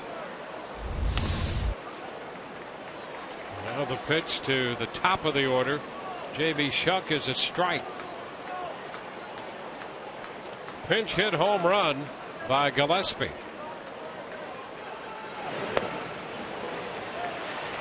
0-2 to Shuck.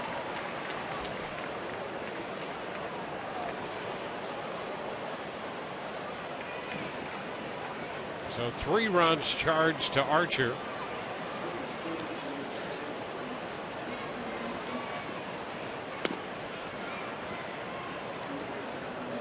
One ball, 2 strikes.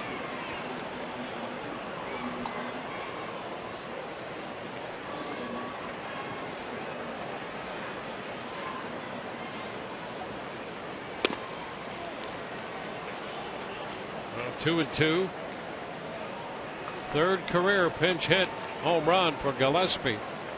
And Archer, after 7 innings plus 5 strikeouts and a walk, now will not be involved in this decision. That's a fair ball, and Elmore can't find a handle on it.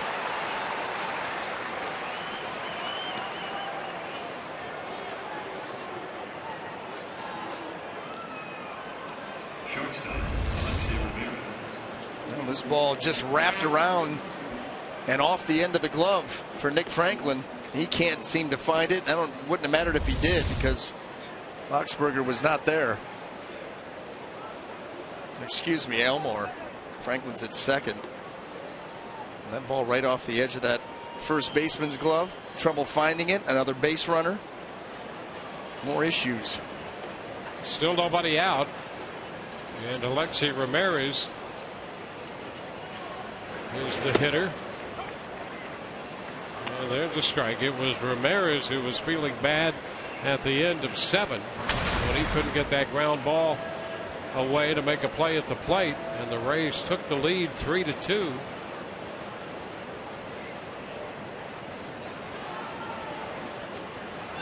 Runner takes off, and this pitch is skewed toward the Rays dugout, foul. 0-2.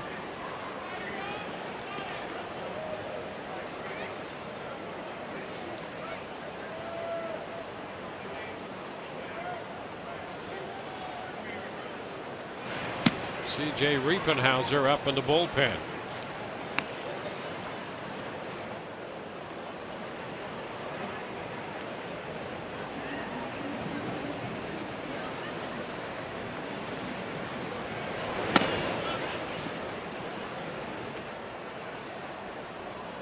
One and two.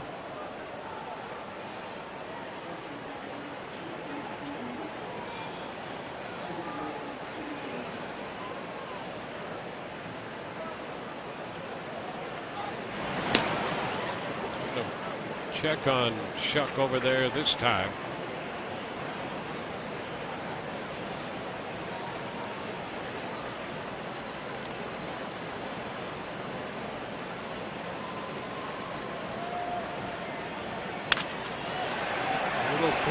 to shallow right. Souza could not make the catch. Great effort coming straight in. Shuck advances to second, and Ramirez flares a base hit into right field. Boy, great effort by Souza Jr. Trying to eyeball this thing up and make a diving catch, and you can see just about an inch or two short. That ball gets turf.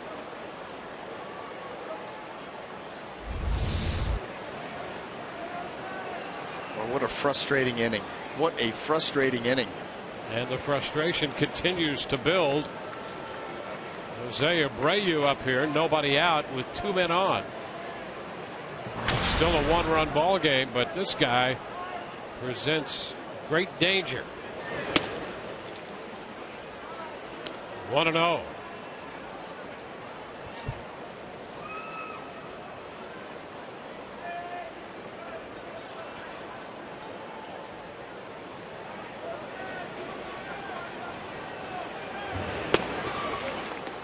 Strike call, 1-1.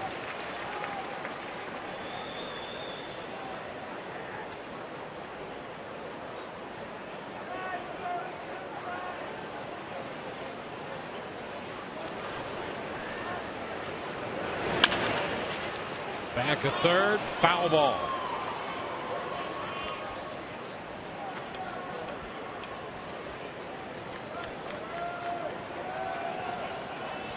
A 1-2 count on Abreu.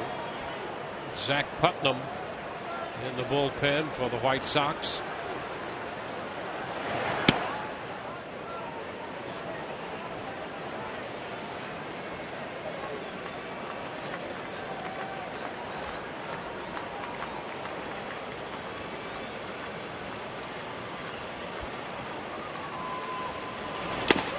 Cut and a miss. Abreu went after the fastball. That's the first out of the inning. 2 runs home, 2 men on. Well, that's a big strikeout too. You talk about Abreu and his power and production, and Brad Boxberger able to get that pitch well off the plate and get a chase. Work's not done. That's 1 down, and here is Adam LaRoche.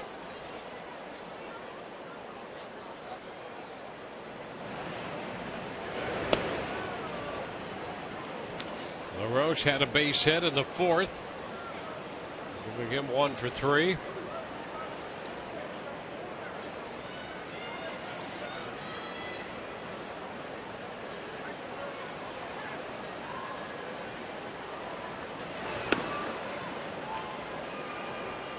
Two balls, no strikes.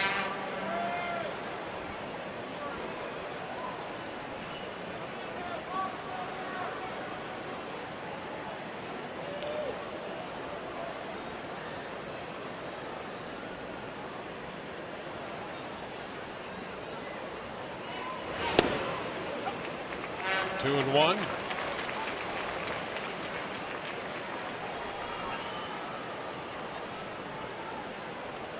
The inning opened on the walk. Then the exit of Archer. Boxberger surrendered the pinch hit home run. Ground ball right side. Franklin will go to second out there. First base not in time. Shuck goes to third. LaRoche reaches on the fielder's choice. Ramirez the second out at second base. Franklin to Cabrera. Well, tomorrow on Rays Live, the pregame show presented by your Gulf Coast Honda dealers. Nathan Carnes will be on the hill for the Rays. We'll hear from him, and Orestes will break down the White Sox big lefty Chris Sale, and things will not be easy against him.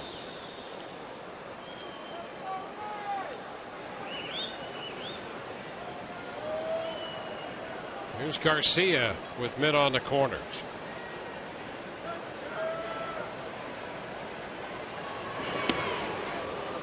The pitch inside. The curveball didn't have a lot of bite.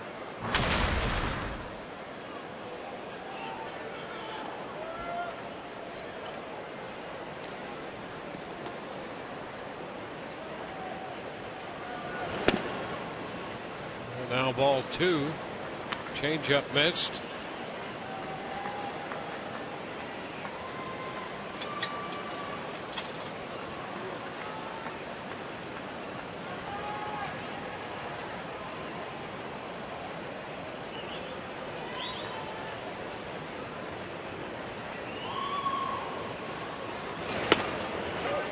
There's a strike, 2-1. Staying off speed here against Garcia. Breaking ball, changeup, changeup. Got to keep the White Sox here at 4 runs.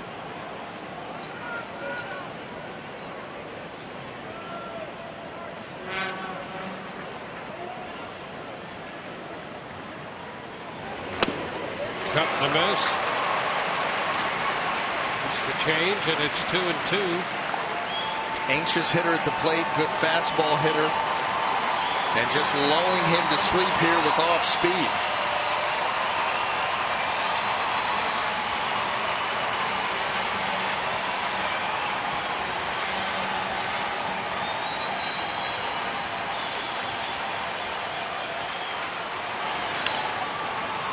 Tapper foul, stayed with the off speed, holds the count at 2-2. It's not very often you see that. You know, curveball, 4 straight changeups. You know, sometimes you throw that pitch too many times in succession, you start to lose your feel for it.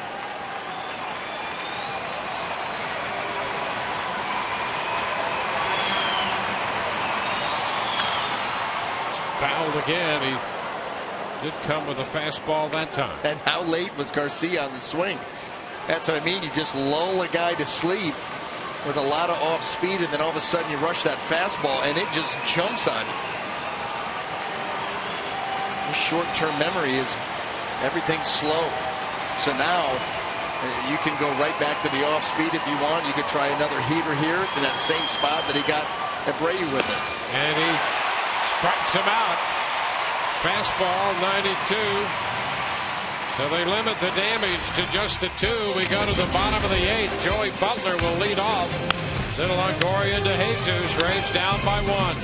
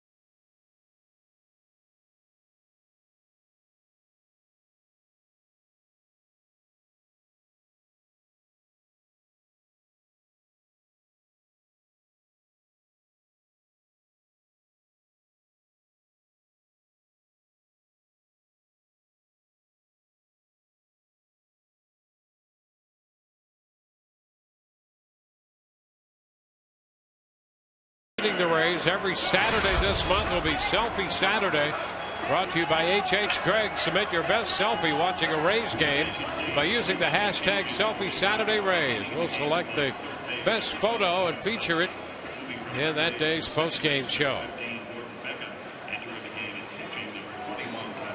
The changes defensively for the White Sox, necessitated by the pinch hitting.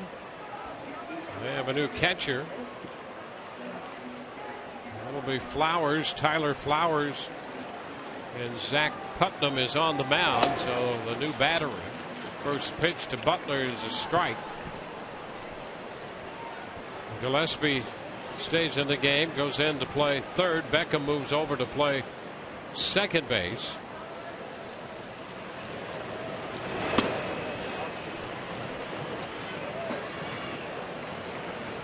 One to count to Butler.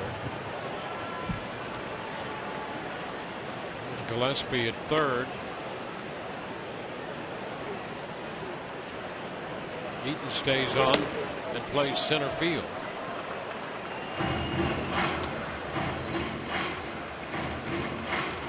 Two balls and a strike to count. There's Beckham at second.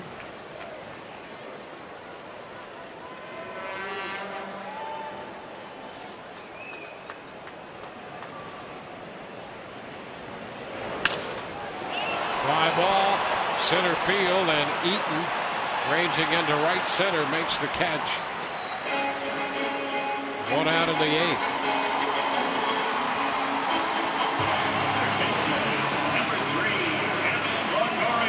Well, the Rays have 3 runs. Evan Longoria has driven in 2. He's up here in the eighth. Longoria singled in a run in the first. Ground ball to short, got a run home in the third, and he struck out looking at a 95-mile-per-hour fastball in the fifth.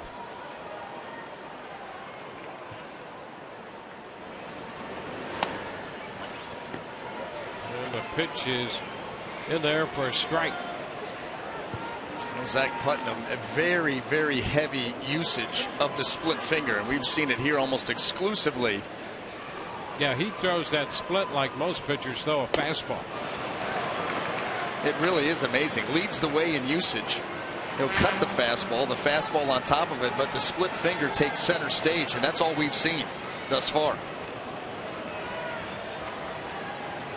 And you saw his strikeout numbers, now 30 strikeouts in 20 innings.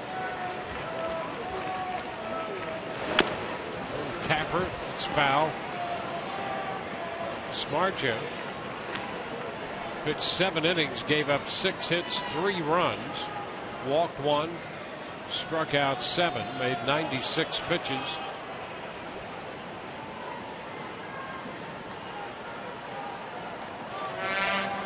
When he walked off the mound, he was not in good humor. Down 3-2, but a 2-run 8th inning has given Samardzija a chance to be the winning pitcher, unless the Rays can do something against the Chicago bullpen. Think about the emotional roller coaster of the 2 starting pitchers here this afternoon in the last 20 minutes.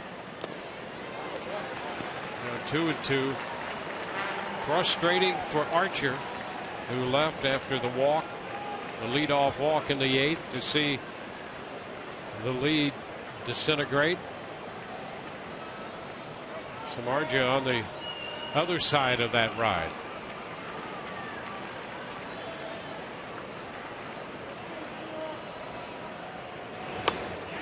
And Longoria is out on strikes. Split got him.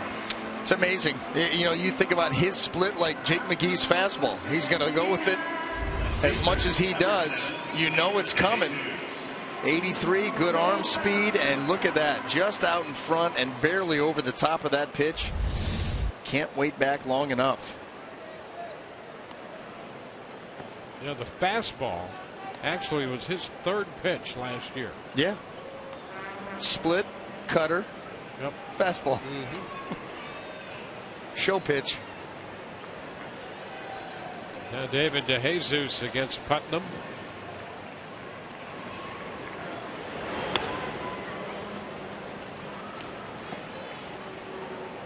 Ball, no strikes.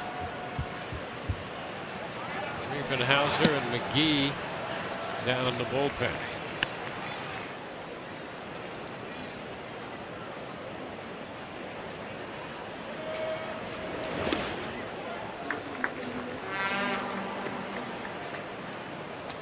Two balls, no strikes.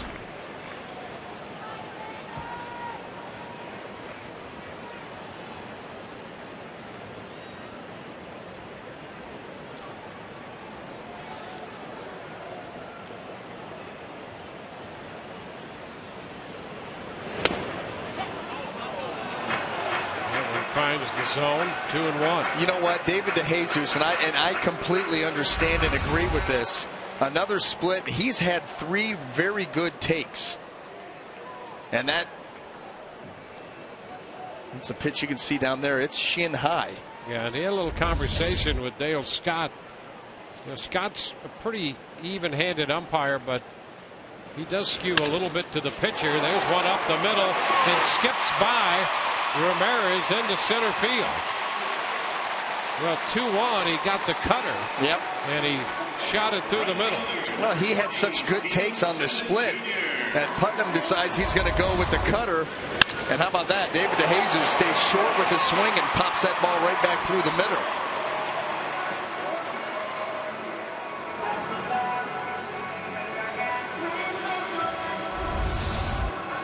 A 2-out base hit for DeJesus will get Steven Souza Jr. to the plate. Well, you almost approach Putnam like a knuckleballer. I mean, really, you see it low. Let it go. Yeah, well, I mean, that's the way he's been throwing.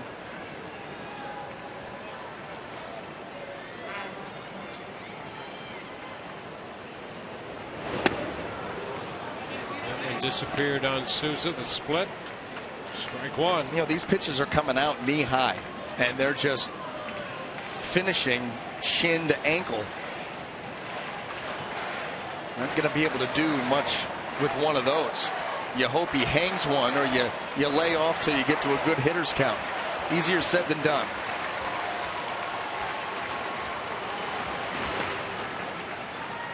Blocked by Flowers.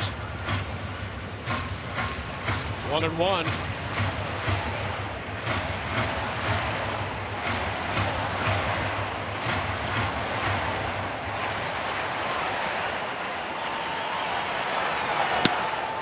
Closer up in the bullpen, David Robertson, the former Yankee.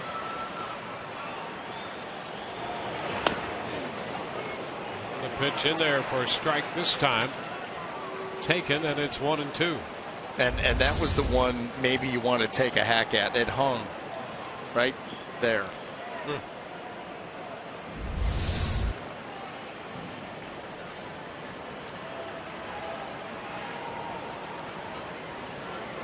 Runner goes, the pitch is down, and DeJesus finds himself at second base in scoring position. And pay David DeJesus absolutely no mind. And it wouldn't have mattered anyway. This ball in the dirt, he's off to the races. Well, here's your chance.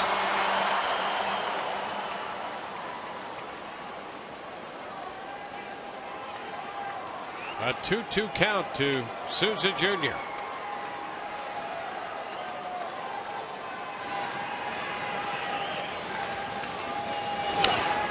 And a foul ball, got just a piece of it.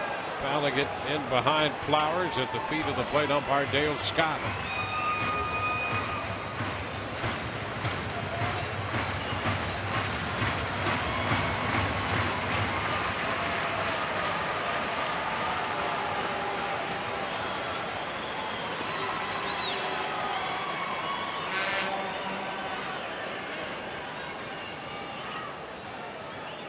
Putnam's 2-2.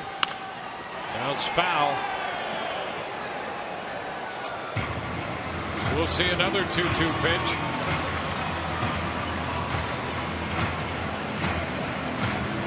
Rays batting in the 8th. 2 outs, a man in scoring position. That's DeJesus.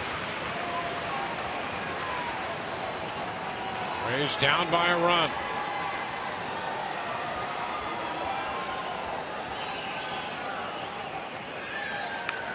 Another foul ball.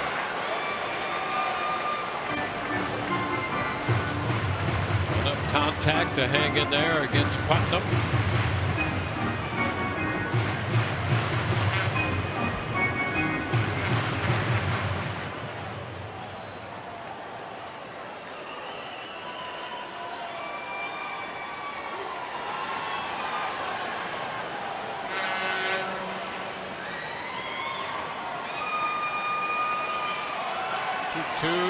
Instead, time granted.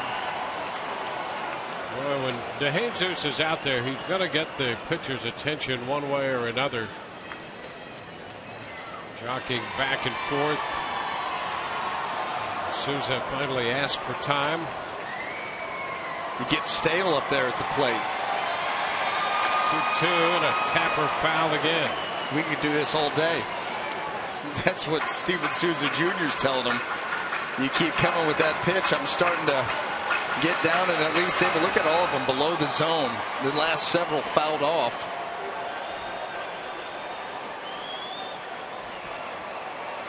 Does Putnam have it in him to throw the fastball? He doesn't throw many of them. The 2-2. Ground ball, base hit into left. DeJesus heads to the plate. He is safe, and the game is tied. Souza Jr. got one of those splits through the hole on the left side to tie the game. Well, you come predictable at the big league level, and you let a hitter see one after another, and finally Souza Jr. is able to go down and get it. Been getting better swings with that pitch as the at-bat has gone on. And with 2 outs, the Rays have come back and tied this ball game up. 9 pitches.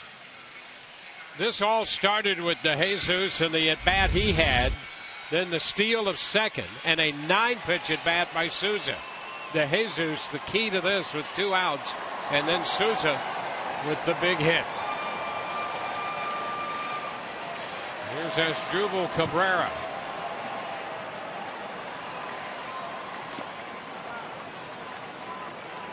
One ball, no strikes.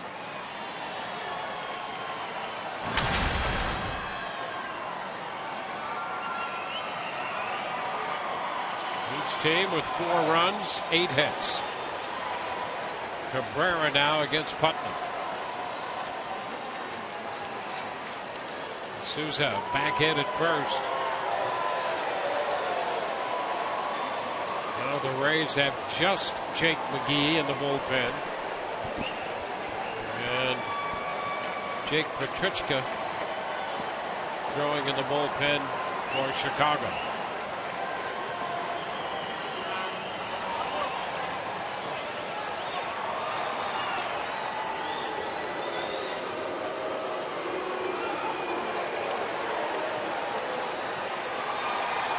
Souza, 7 of 11 in the steal department.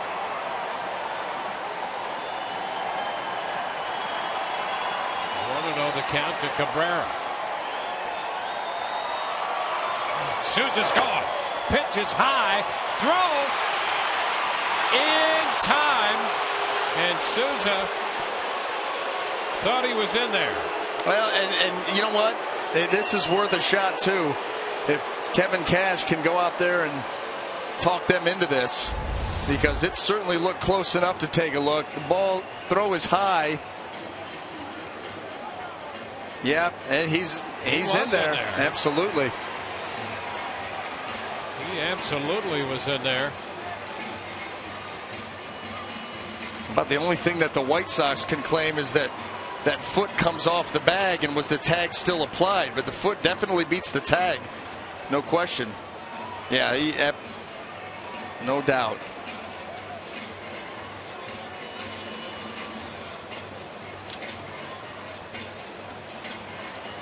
So it's going to be Dale Scott and C.B. Buckner manning the headsets.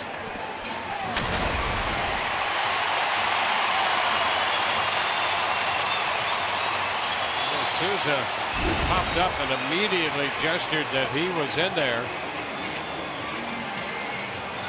So it's a review. That just shows you the margin for error on those types of plays. The throw's right there over the bag, but the fact that it's just a little bit high, it takes an extra split second for that tag to get down to the leg, and that allows Souza Jr. time to sneak it in.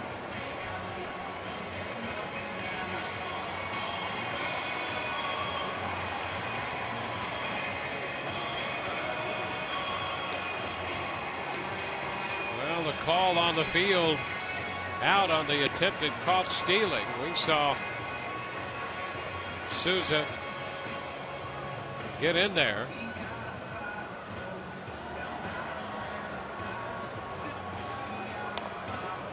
And there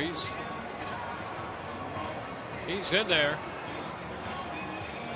You know, that left foot came over the bag, but that trailing foot was on the bag by the time the lead foot left the bag. So if they're checking that out, which could be a possibility. I think that's why it's taken so long. They're looking all the way through the end of the play for just that thing. But I think he's in there. No doubt about it.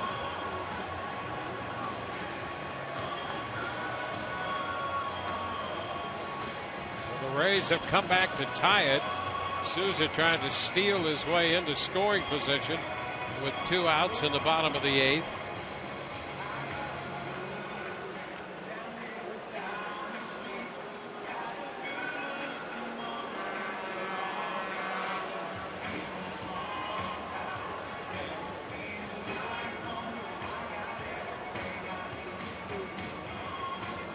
Well, they may be sending out for lunch or dinner in the decision-making process that's going on over this one.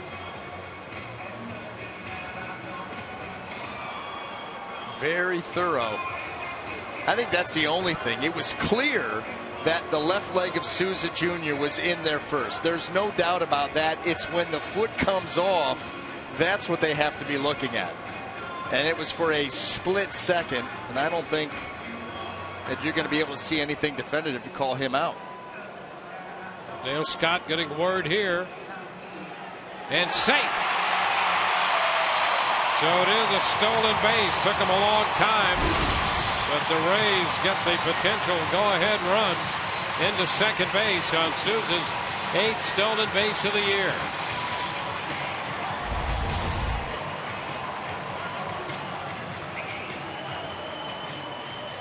And I'll tell you, you see where C.B. Buckner's feet are? That's a difficult position to make that call. And now they're going to go ahead and walk Cabrera. An intentional walk to set up first and second with 2 outs.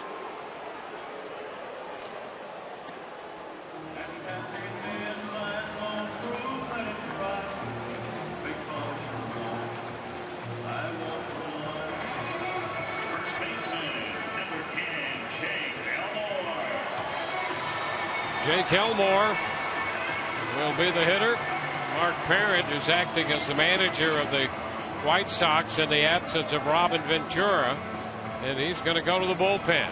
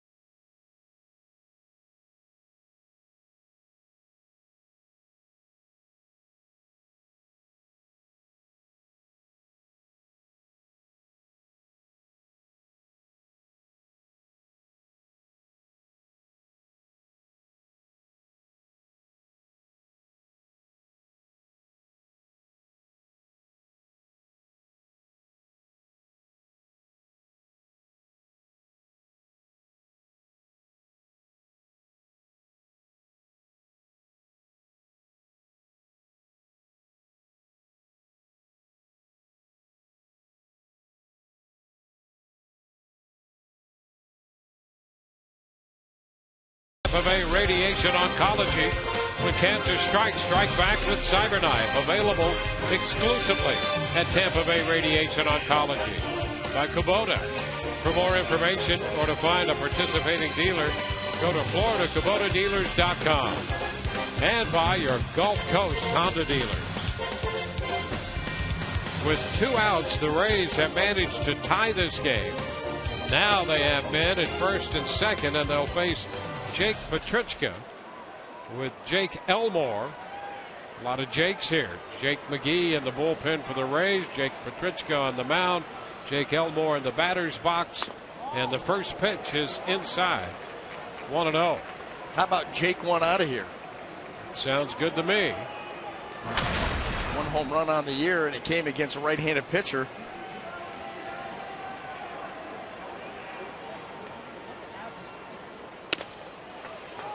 The pitch inside. 2-0. Petrichka in the 93, 94, sometimes 95 range with the fastball, and he's heavy on that fastball.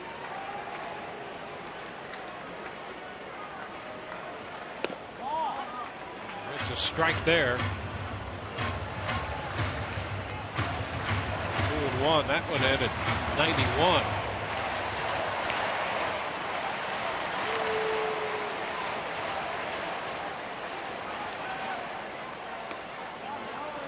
More checks.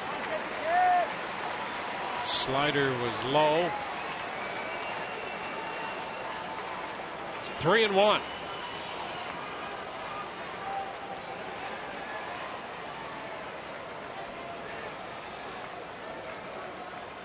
Ground ball headed toward the middle. The shortstop Ramirez with a backhanded flip. Loose on the infield. Go-ahead run scores. And the Rays lead 5-4. Souza crosses the plate.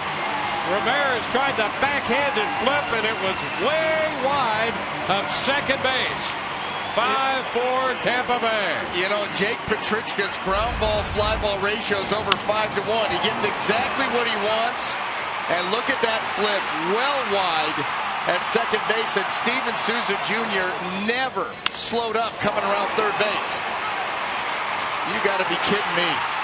This Rays team, so resilient. We've seen it all season long. This inning looked like it was going to end quietly, and it just will not end. And the Rays have now taken the lead. All of this with 2 outs. And you see Souza Jr. full head of speed. No hesitation whatsoever.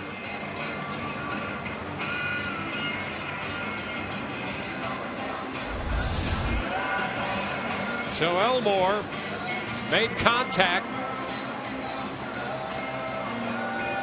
Rays pick up their 3rd hit of the inning. It'll be a base hit and an error on Ramirez, who twice now has found himself in a difficult spot, leading to Rays runs.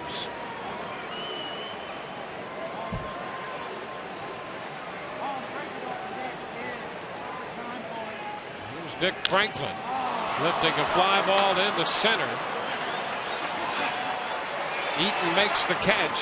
The Rays sent 7 men to the plate, and after 2 men had been retired, they score the tying run and the go-ahead run. And at the end of 8, they lead 5-4.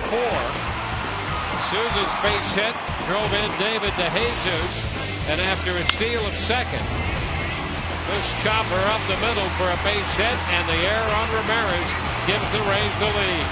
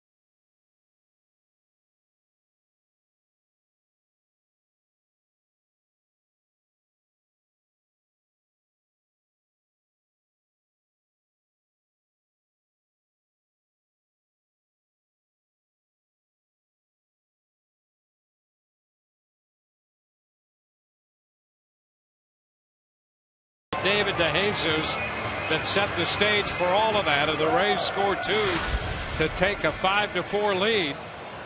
Coming up on Rays Live, the postgame presented by Checkers. Todd DeRust is anchoring the coverage. We'll hear the Kevin Cash interview and the press conference, and Emily Austin will have further interviews from the clubhouse. On to the 9th. Jake McGee on the hill for the Rays. And Melky Cabrera leads off for the White Sox. Shorten's on the bat, takes the pitch for a strike.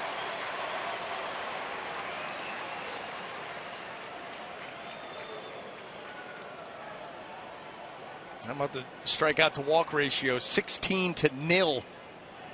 Primarily fastball driven. Foul right back, out of play. 0-2. Nothing new there. But Jake McGee, he said it last night. The more often he's being used, the more appearances that he continues to be in for, the better the arm strength, the better the fastball, the better the explosion.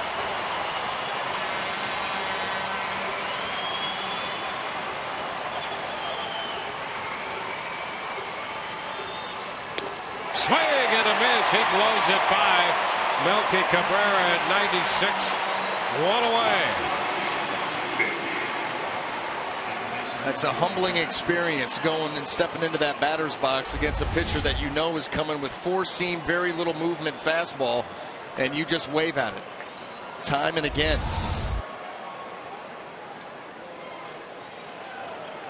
Here's Gordon Beckham. Lays off the high fastball. Beckham 0 for 3.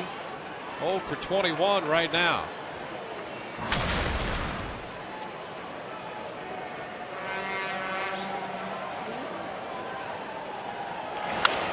Pops it foul. That's out of play.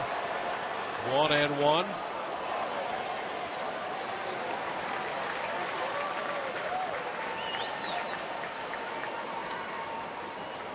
Alexi Ramirez thinks it over in the White Sox dugout. Boy, how fortunes have turned quickly in the late stages of this game. 2-1 the count. Well, last night's ball game was kind of a back and forth affair. And here tonight, pretty quiet throughout most of the game, and then a little crazy here at the end. Right now, the Rays on the right side of crazy. Upstairs, 3-1.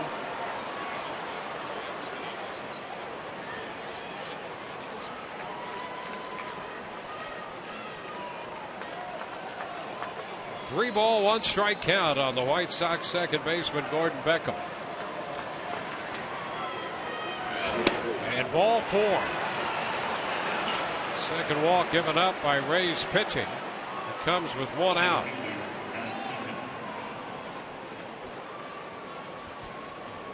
Now Adam Eaton, the center fielder.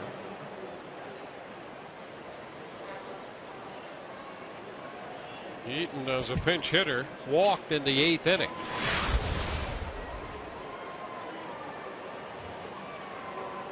Well, the White Sox and the Rays tomorrow. Will be with you at 12:30. Nathan Carnes on the hill for the Rays. And the pitch to Eaton is a strike.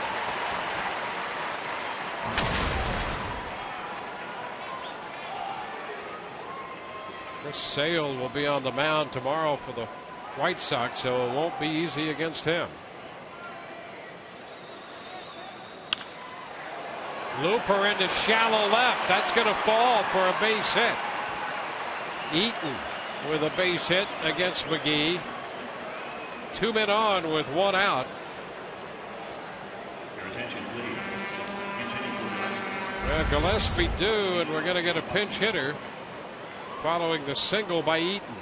Just a little inside out action right here, a little slicing flare, and it drops right in front of David DeJesus. And after the walk, Now you've got runners on first and second with one. And Emilio Bonifacio will pinch hit. So Gillespie, who hit the pinch hit home run and stayed on to play third, now lifted for the pinch batter, and it's Bonifacio.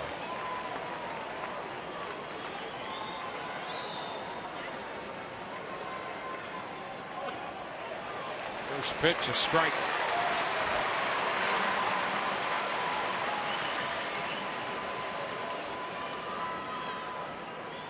First matchup between McGee and Bonifacio.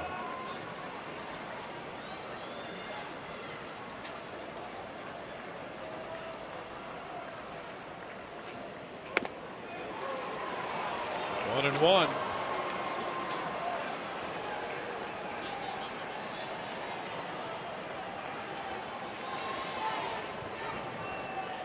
I like that second pitch. I'm not even going to talk about it. Pretty good pitch, top of the strike zone, and it was on the plate, no doubt. There you go. There's strike two.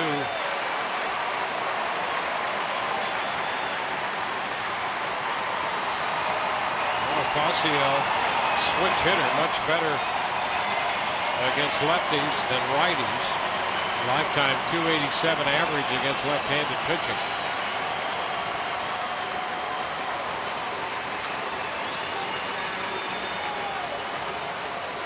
1-2 pitch. Got it! Struck him out with a fastball. Fastball at 96. Both outs via the hard stuff at 96. Well, Bonifacio took a look at the first three fastballs, trying to time it up. Didn't help. No feel for that particular pitch in that spot at that velocity. Now the catcher, Tyler Flowers, up here.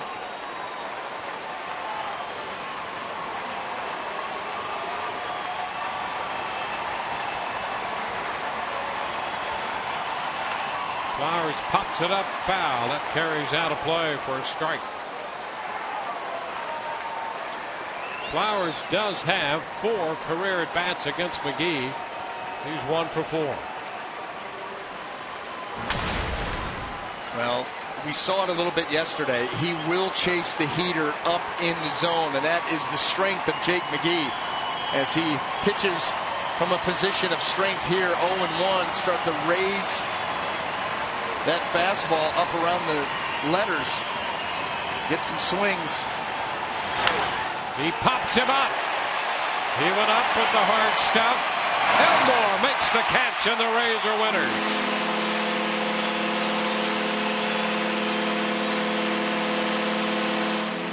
Rays win it 5-4.